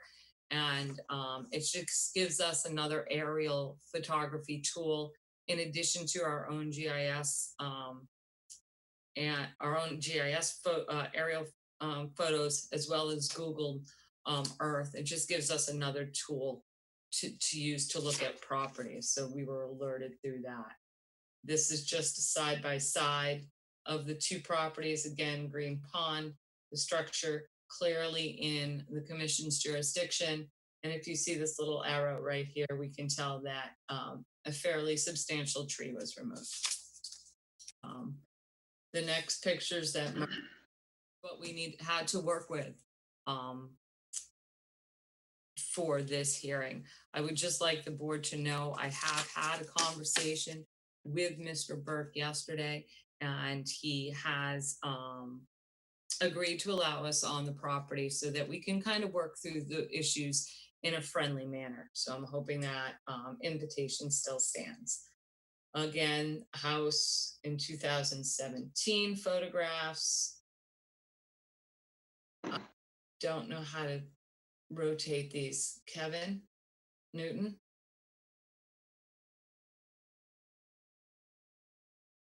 I don't think you're going to be able to rotate Oh, no. in this sense right now. Can I rotate them somehow? Oh, I can. Excellent. Thank you, Kevin. I didn't do anything. You can see that there's been some work done in the commission's jurisdiction, and we just didn't have any permits for those. We're going on. So this is photographs. I'm getting good at this, Mr. Newton. Photographs of this structure back in 2017 and 2015. And then I apologize. What it looks like today. Again, the area has been really cleared of vegetation. This is a new deck. So, you know, that was of concern to us. And then we go to the tree that I had briefly spoken about a few pictures ago. You can see the pine tree in a 2017 photograph that we have of the property. And that tree is now missing, and that tree is definitely within a buffer, if not on a coastal bank. I think it's in the buffer, or maybe close to the top. And just to go through, we did send these photographs to Attorney Wall and Mr. Burke. So they have the same information that the commission does. Just again, photographs that we have that were taken from the street that shows, you know, new established grass, the new cobbled and edged driveway. You know, the stairs were redone and the deck looks fairly new. You know, we need to determine that. I don't know what this is. Oh, house. Yeah. Oh, and then there's a shed on the property. Now, and then the last picture. Oops, that's upside down. You know, the stone wall. And then you can see that it was heavily vegetated in this area. And and now that's the same cottage. So there was a substantial amount of work done to the cottage, this deck, establishment of new lawn, all within the commission's jurisdiction. And then again, another picture of the wall. So just the floodplain showing the bank, and the floodplain does come up here like that. So that kind of curves in.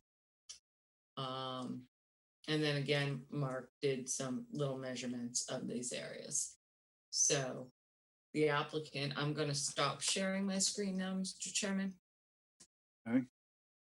Okay, I'm going to, don't see Tom Bunker yet. So that's why we ended up scheduling this enforcement hearing.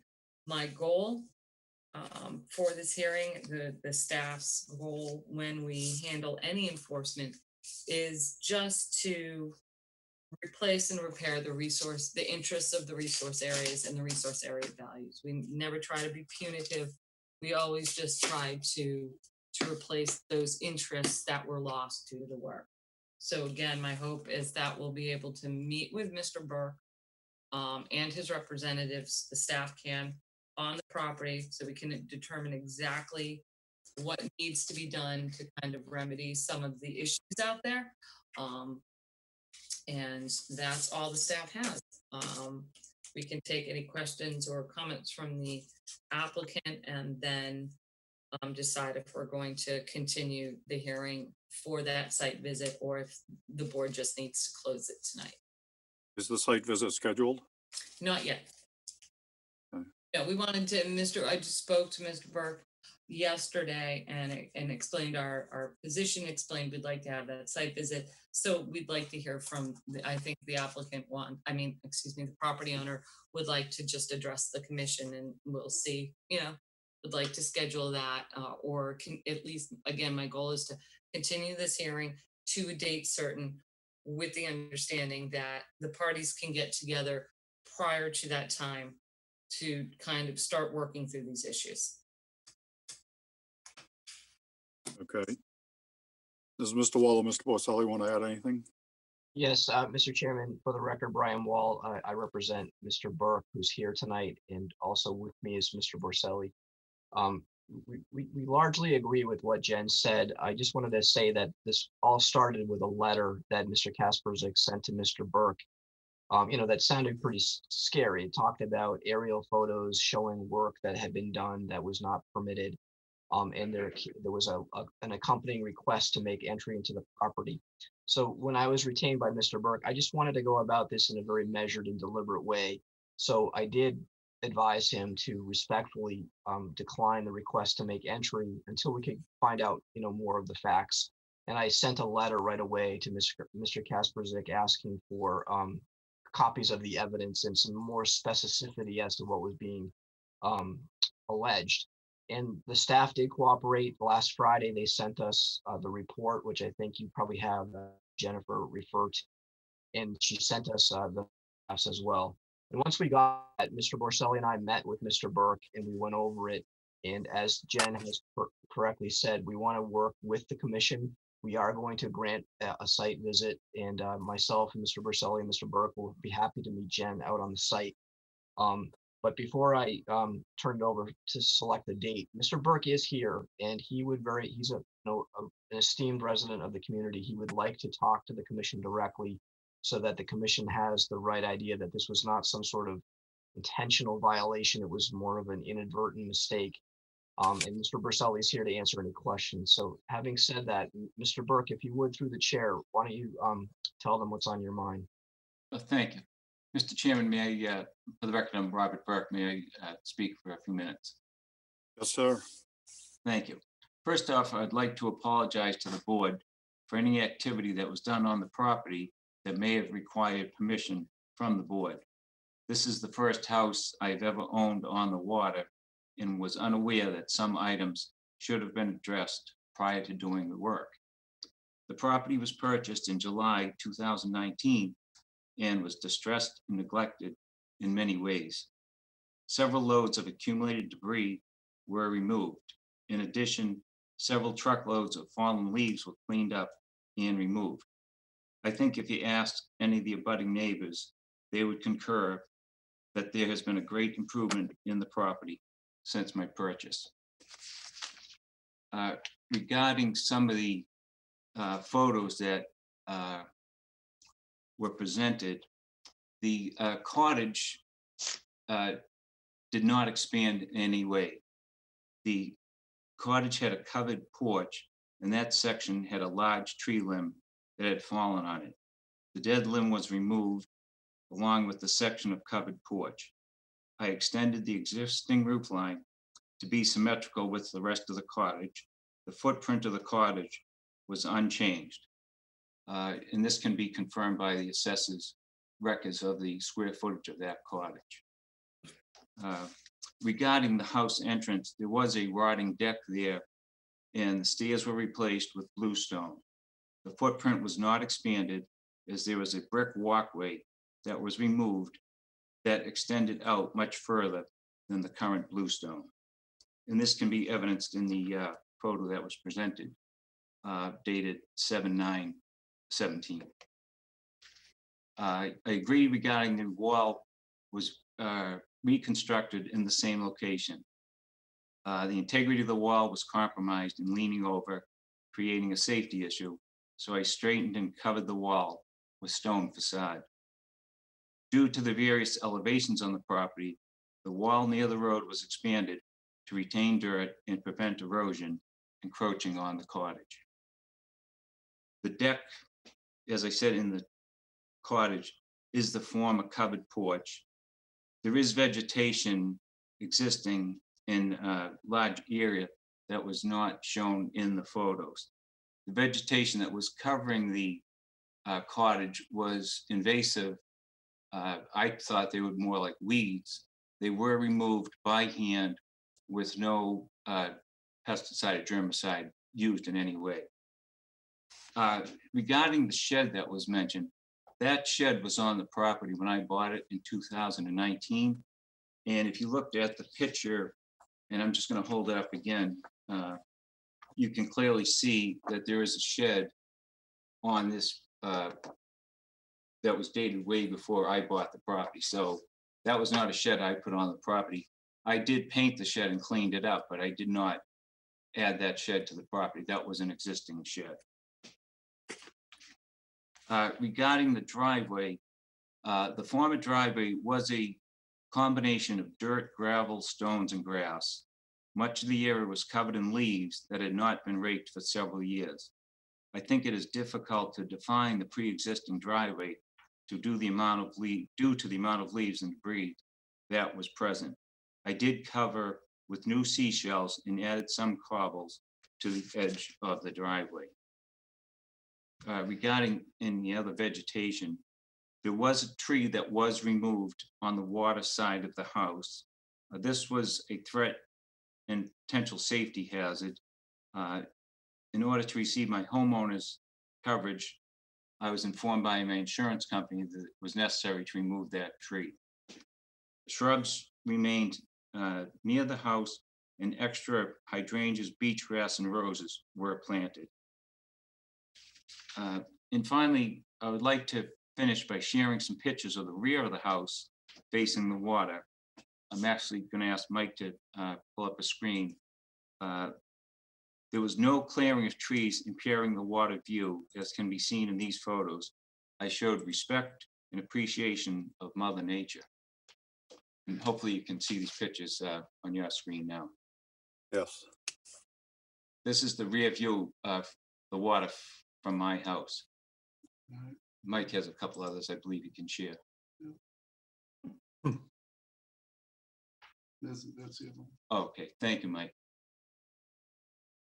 Having said that, I certainly want to work with the commission, welcome Jen to the property for a site visit so that we can go through any of the concerns that the commission may have to resolve any of the outstanding issues. Thank you, Mr. Burke. Jen? Yes, Mr. Chairman. Well, I think at this point, if the commission doesn't have any questions or anything, you've pretty much seen what we have. I think it's important to the staff to go out to the site and have a conversation with Mr. Burke and Mr. Burselli and Attorney Wall on, exactly what, what we need to determine's out there. So what was done, whether or not that work needs to be mitigated for, what vegetation needs to be replaced. So that's going to require a site visit. So it is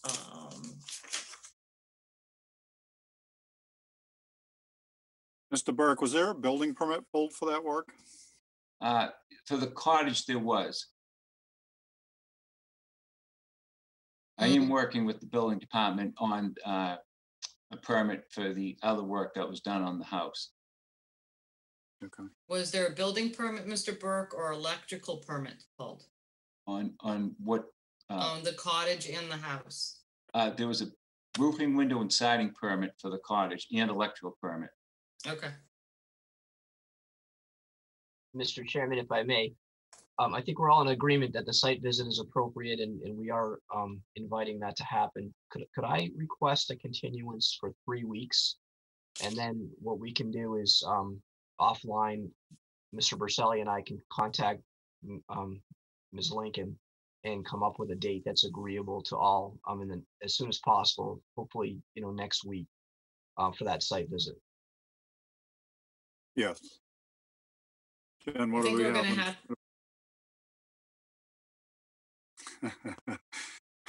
I was just gonna ask what we have in about 3 weeks. I was just gonna say, we're not meeting the 14th. That would be that 3 weeks, Brian. So how about the 21st? That'll bring us 4 weeks. Okay, yeah, we won't be ready in 2, so Yeah. sure, that sounds fine. And we don't want to be here on the 7th. We have enough on the 7th. So I think that the 21st will give the staff enough time to get out there and try to work through the issues, Mr. Chairman. Okay. And we'll come back and we'll report to the commission. If we can come to some sort of agreement, great. If not, we'll just come back and we can discuss it with the commission. Okay, Mr. Wall, does that date work? It does for me. Bob, is Mike there? You can confirm. Yes, Mike said that's fine, him also. Great. I'll put a motion on the table at the request of the applicant. We'll continue this till October 21st. Bird, second. Okay, we have a motion and a second to continue this enforcement hearing until 10/21. Any further comments? Think All right. Tony Harris. Pat has one. Oh, yes, Pat. Mr. Chair, just for purposes of compliance with the conflict of interest law, I need to disclose again with regard to this property that I have a professional relationship with attorney Brian Wall, and that I nevertheless feel that I can act impartially in this property. Excellent. All right, with that in mind, I'm gonna take the vote. Betsy, Gladfelter, aye. Courtney, Bird, aye. Matthews, aye. Kevin, O'Brien, aye. Mark, Rooney, aye. Pat, RSI. Peter, Walsh, aye. Steve. Pat and I. It is unanimous. This hearing is continued until 10/21. Thank you, Mr. Wall, Mr. Borselli, Mr. Burke. Thank you. Thank you very much. Appreciate your time and consideration. Yes, thank you. Thank you, members of it and staff. Thank you. Good night, gentlemen. Right. Bye. All right, are we going backwards? Yeah, We are. so I'll on table Tom Bunker. Second. All right. This is for untabling. Betsy, Gladfelter, aye. Courtney, Bird, aye. Matthews, aye. Kevin, O'Brien, aye. Mark, Rooney, aye. Pat, RSI. Peter, Walsh, aye. Steve. Pat and I. All right, so 42 Deer Run is untabled and it is now open. Mr. Jen? Chairman, Tom Bunker has been promoted to a panelist to present this project. Hi, Tom. Hi, where are you hiding? Oh, there you are. Hey, I'm sorry I spaced out. I'm glad to be off the table. Sorry about that. No, that was me. I didn't read through the end of the agenda. I lost track of weeks here. Oh, time goes on. I know you want to get this meeting closed up for the night. So I'll share my screen and go forward. Excellent. I have a procedural question. Was this open before? No. It has not been open. Okay. The quorum is everyone. Correct me if I'm wrong, Betsy.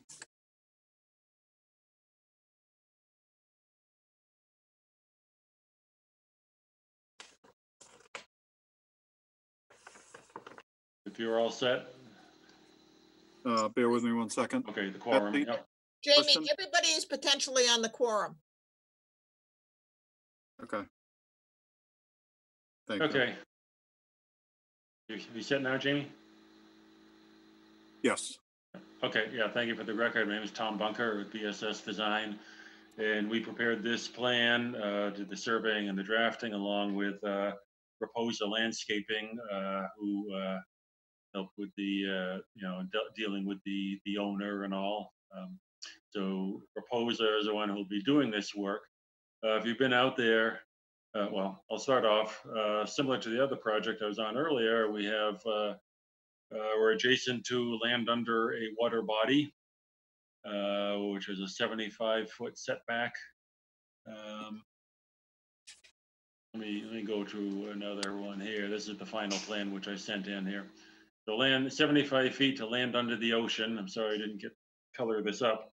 50-foot A zone running just forward seaward of the house for land subject to tidal action. Right through there, land under the ocean zone A runs through part of the house. This was built back before all of these setbacks were required. And then we have land, we have a coastal bank and a 50-foot coastal bank zone A running sort of across toward the back of the house. Actually, the coastal bank wraps around the corner of this property up onto the adjacent land, which is at a lower elevation. The flood zone along in the canal, this is Rand's Fiddler's Cove in that canal, flood zone AE elevation 15, where it breaks down to flood zone AE elevation 14, right near the top of the riprap. So this entire, most of this lot is in elevation 14 until it gets the land slopes up to Deer Run Lane. So there's a small area at the back. 10 to 15% of the land is in flood zone X. And so I'll go back to this one, which I did color, but it's not the final version. This is basically what you can see. So all of this area, we're proposing to redo the landscape. You've been out there, it's overgrown. There's bittersweet and all along the this retaining wall in here. There's azaleas and junipers at the two ends of the retaining wall, row of perennial bed all the way along this property line through here. Bittersweet, more bittersweet along there in places, knotweed at this corner, down by the boardwalk to the ramp and float. And so what I have colored in here, they want to basically take all the vegetation out. They want something that looks better for themselves and probably for their neighbors across the canal. If you went across there, what they originally wanted was all beach grass. But staff report a few weeks ago said, we redo it with 50% shrubs and 50% up to no more than 50% of the beach grass, then it might be a good project. So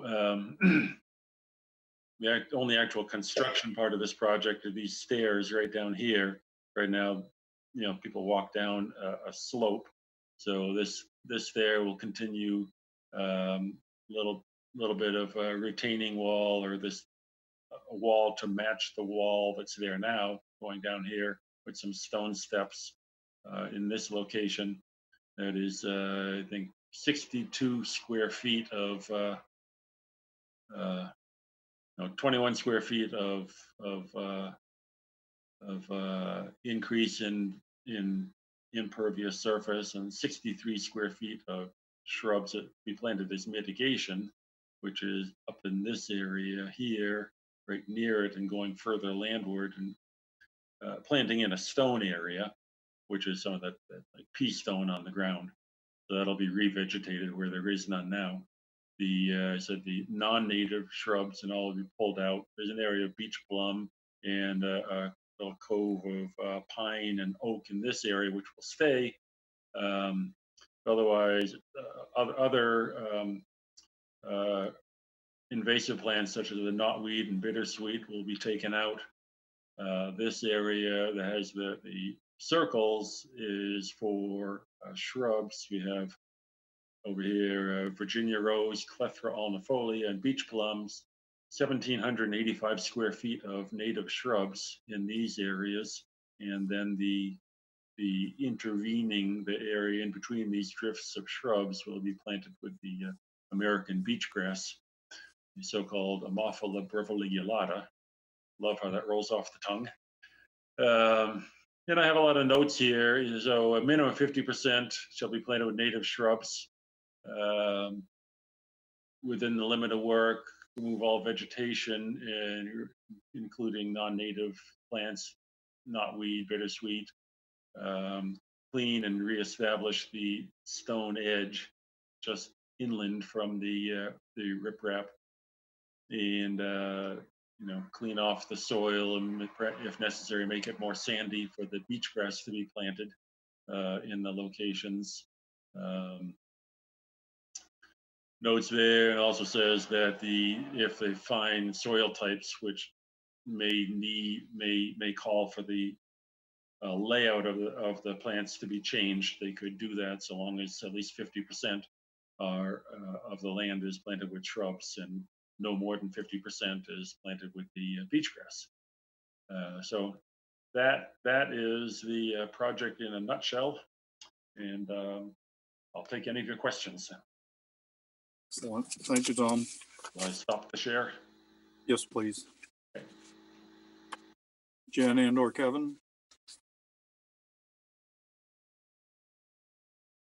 Or not? Muted. Jen? Apologize for that.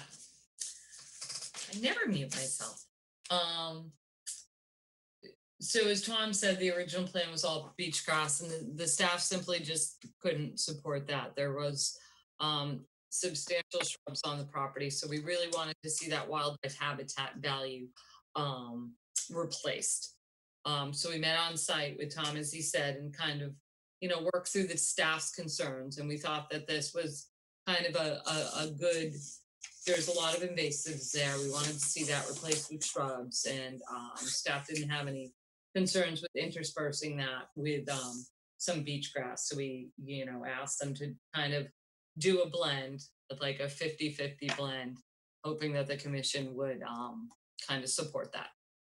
But we really just wanted to see the wildlife habitat value of some of the invasives in shrub layer to be replaced. And I think that's about it. Kevin, Alyssa was with me on this site visit, right? You were not with us?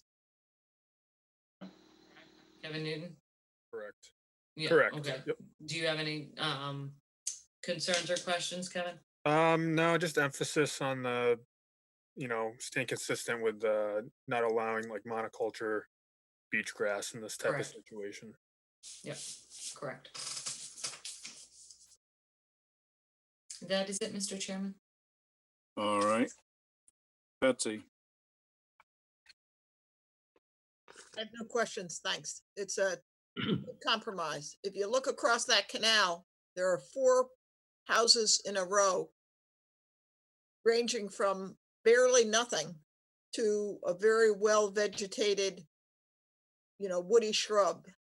It's very obvious. But anyway, this is a good compromise for this area. Courtney? Do we have a methodology for removing the invasives? They're going to be hand dug out? Are they using herbicides and all that? And if they are, what's the protocol? Licensed and we didn't write up a strict protocol. I'm sure that Raposa Landscape is licensed for herbicide application. From what I know, basically of bittersweet, if they're going to be disrupting the soil anyway, better to pull it out. I think that the knotweed, I know that the knotweed takes longer to get rid of. And so if you have it's certainly to take any conditions necessary to make sure it gets done right, or I can work out a protocol with Raposa if you want something submitted to you Yeah, I don't think it needs to hold up the approval of the project. We can condition that, I think. Is that true, Jen? That's fine, Courtney. We can work with Reposa. Yeah, okay. Methodology that we're comfortable with. Looks like a good project. All right. No other comments. Evan? No questions, Mr. Chairman. Mark? No comments. Pat? No questions, no comments. Thanks. Peter? No questions. Steve? All right. Jen, are there any public chat comments? No, Questions? Mr. Chairman. I'll make a motion to close this hearing and take it under advisement. Bird, second. Okay, we have a motion and a second to close this hearing. Betsy? Gladfelter, aye. Courtney? Bird, aye. Matthews, aye. Kevin? O'Brien, aye. Mark? Pretty, aye. Pat? Harris, aye. Peter? Walsh, aye. Steve? Aye. It is unanimous. This hearing is closed. Thank you, Mr. Bunker. Thank you. Sorry to keep you up late. Not a problem, Tom. Tell Jeff I'm sorry I interrupted his dinner. Okay, well, thanks. Bye. Thank you, Tom. Bye. Hey, Tom, we still have 4 more orders of conditions to vote. Well, I'm not gonna stay up for that, so. You can stay and watch. Yeah, no, thanks. I'm removing you now, Tom. Run while you can. Bye. All right. All right, next up, vote order conditions. First item, David Peraza, 55 Racing Beach Avenue, Falmouth, Mass. Let me catch up for a second, Mr. Chairman. Just give me 1 second. This is one of Racing Beach. They're expanding, but not expanding into the A zone of the coastal dune. They're building kind of like more of a deck and a small addition in the front of the house, eliminating the large deck in the back of the house, and just creating a landing back there to give them, and then, enclosing or building a little addition between like the house mudroom and the garage. And I think that is about it. I don't believe, and I don't have the plan right in front of me. It's right behind me. I don't believe they needed any mitigation for this. And if they did, I believe he put it right along the little coastal dune area. Let me just double check.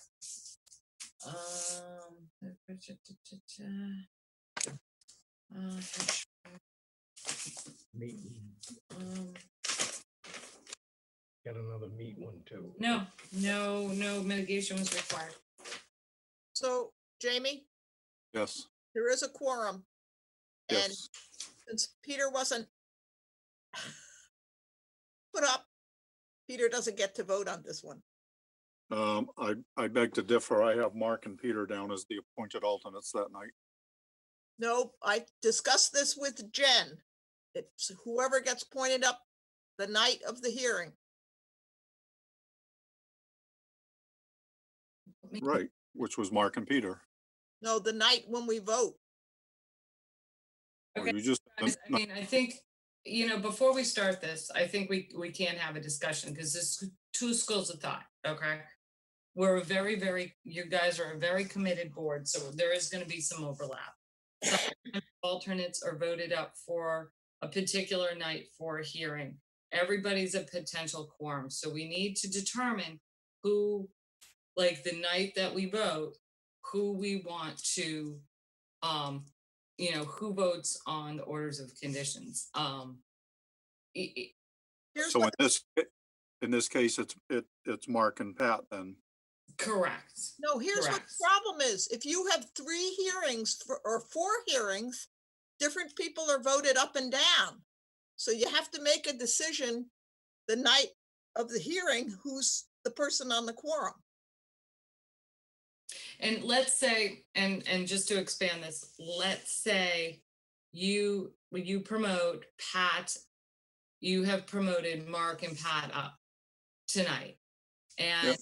Pat, let's say let's say the one we're voting on had 2 hearings. and we didn't, and Pat wasn't at one of them, then Peter automatically would be, and Peter was. It doesn't matter if Peter was not voted up to be a full-time member tonight, he's still a member of the quorum. You see what I'm saying? It's just a matter of, you know, who we're voting up the night of a hearing to make that quorum. But if we lose the quorum in the course of a hearing, if, let's say, again, Pat wasn't there for one of the hearings, then of course, you know, Peter or the other alternate would be promoted up if they attended both hearings. You have the potential quorum. I kind of think about it like a jury. You always have these alternate jurors in case something happens. So Peter, in this, you know, in a hypothetical, Peter would have heard all the information, so absolutely would be able to sit on the quorum. I thought, in just my school of thought, was that the night hearing, when you promote 2 alternates up, those alternates would be promoted up to full-time members for the entire hearing. And then if they qualify to vote on a project, great. And if they don't, the other alternate can vote on the project. I thought that made sense. If the commission has a different theory and wants to go with the full-time alternates or the alternates that were voted up to full-time members at that time, that's fine too. But we need to stick with a methodology. You can't do it that way. You can't do it the second way, because if there's a couple of hearings, All right, hold on. all 3 of them could have been voted up for one of those hearings. Correct. They could be. You have to decide who's going to be the voting member. Can I say something, please? So in this case, the night of the hearing, Mark and Peter were called up. So tonight, for the order of conditions, Mark and Peter are present. So they would vote the order of conditions. No, That's Pat was where- also present that first night. You're not listening, but 2 out of the 3 were appointed up that night. And since they are here for this night, that would be the continuity. If that's the way. Any legal reason not to do this? Yes, Jamie, if we had another hearing on this, and the next hearing, Pat and Mark were up, then we have to decide who can be up the last time. Who's the full-time member? If I might say something. This is Please. confusing because there could be 6 nights of a hearing. And in that scenario, there might be somebody who drops out because they weren't available at every night of the hearing. And Jen's proposal, which says the night that you vote is the night that Jamie has decreed who's being pulled up, we need to then cross-reference to make sure that those individuals, those alternates, were there for all the prior nights of the hearing. So it's a bookkeeping nightmare to some extent, but it is what it is. We keep really careful track, so we know who was at every hearing, who was appointed up as alternate or full-time members at that hearing. Right. So I have. May I say something? That's my point, is that the night of this, to use 55 as an example, the night of that hearing, Mark and Peter were called up. Okay. And again, I'm being repetitive, but since they're here tonight, it's a non-issue for this vote. It doesn't matter to me, Mr. Chairman, which way we do it, because honestly, let's say, and if, let's say, I think what to Betsy's concern is, let's say we have 3 or 4 hearings on a project, and throughout those hearings, different people, the combination of the 3 alternates are voted full-time status for whatever reason, but all 3 of them are here for the night, for all 3 hearings. And then we get to the final vote order of conditions. If all of them were here and they've been voted up and down throughout the hearings, how do you determine who's going to vote? And then that night, it should be whoever you promoted up that night. Correct. It's a little confusing. No, I agree with you. I'm with you. Okay. So if you want to go, Okay, Let me tonight- just finish, guys. So if We're you not- want to continue with who was voted up as full-time status for those hearings, that's easily tracked. We can do it. Just let me know how you want to track, how you want to do this. I think that's the way we should start. Okay. And maybe we're almost there. In my mind, yes, it's important for a legal distinction to vote an alternate up. However, if we have alternates, whether they're voted up or not, they're here. They're participating in the hearing, they're asking questions and so forth. So it seems to me that what we need to determine when it comes time to vote on an order of conditions was, regardless of whether they were voted up or not, were they here? Did they participate in every single hearing? And if they did, then they can vote at this point.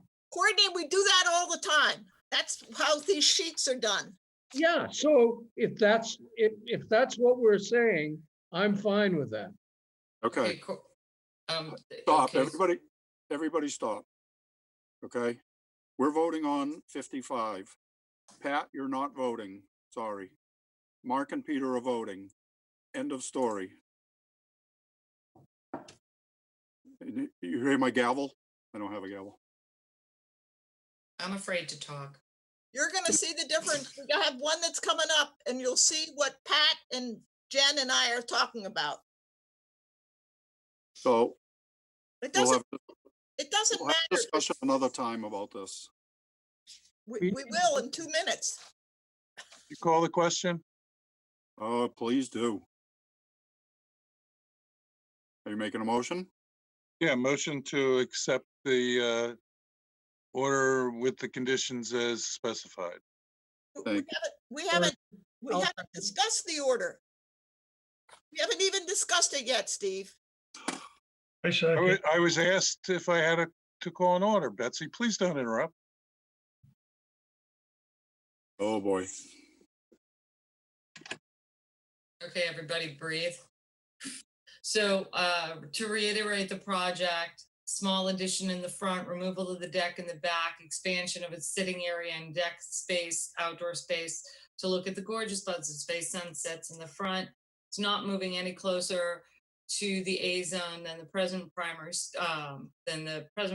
structure, and no mitigation is required. There were a couple of shrubs removed. We'll be working with them to put some additional appropriate shrubs in the back. That's what the staff has. Anybody have anything they want to add? Mark? Nope. I'm fine. Okay, so Steve made a motion to accept as now discussed. Do we have a second? I'll second. Gladfelter. We have a motion and a second to accept the order conditions as discussed. Betsy, Gladfelter, aye. Courtney, Bird, aye. Matthews, aye. Kevin, O'Brien, aye. Mark, Ernie, aye. Peter, Walsh, aye. Steve. Pat and I. It is unanimous. We have an order of conditions. Thank you. Next up, James P. and Jean F. Borden, 124 Sitters Pond Road, Falmouth, Mass. Jen?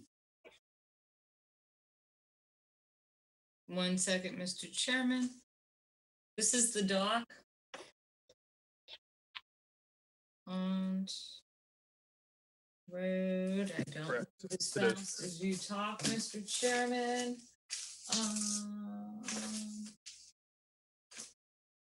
Right here. Okay. So that one's done. Can't lose my quorum sheets. Although I'd like to burn them right now. So meets requirements for the dock. I think we really had much concern. Courtney, you want to condition that construction methodology. That's all I really have. They talked about the lighting.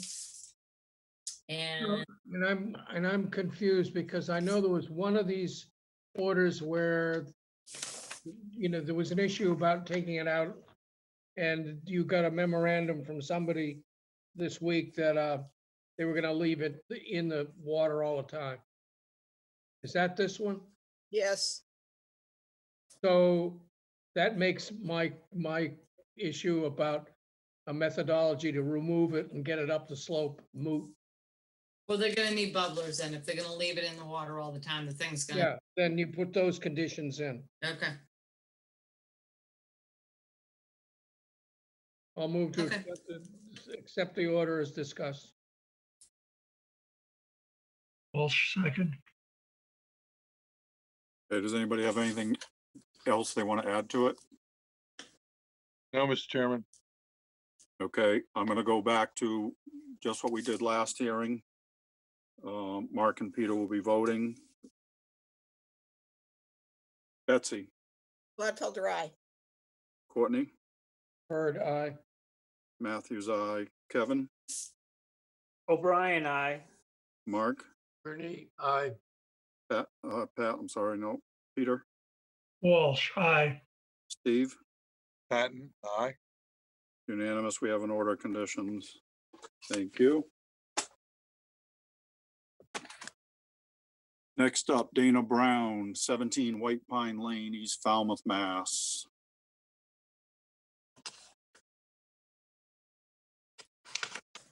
yes, Mr. Chairman, this is the raise and rebuild of the house at White Pine.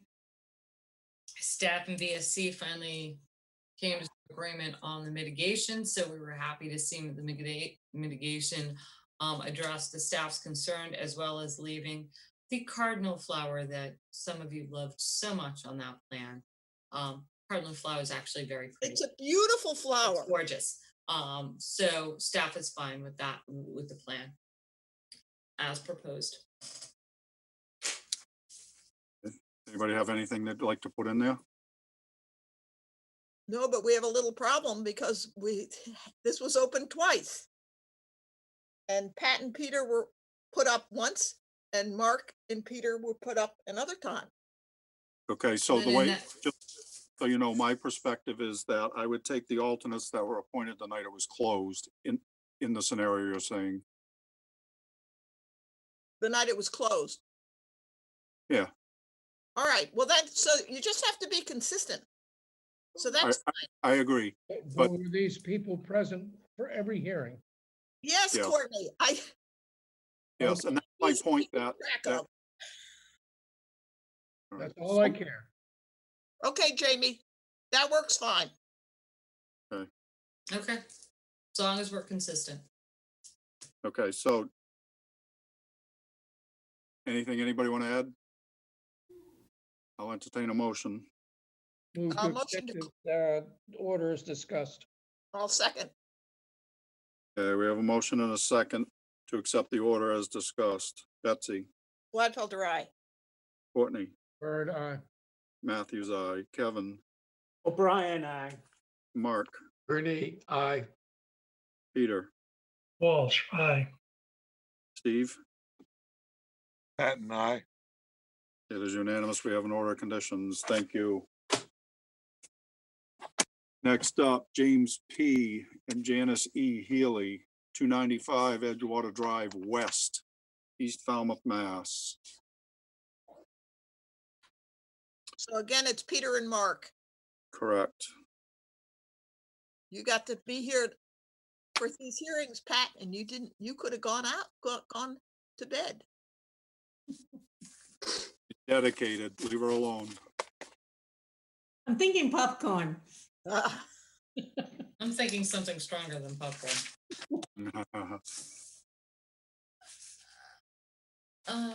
I'm sorry, Mr. Chairman, give me 1 second. I'm just trying to, my brain's trying to function. Okay, here we go.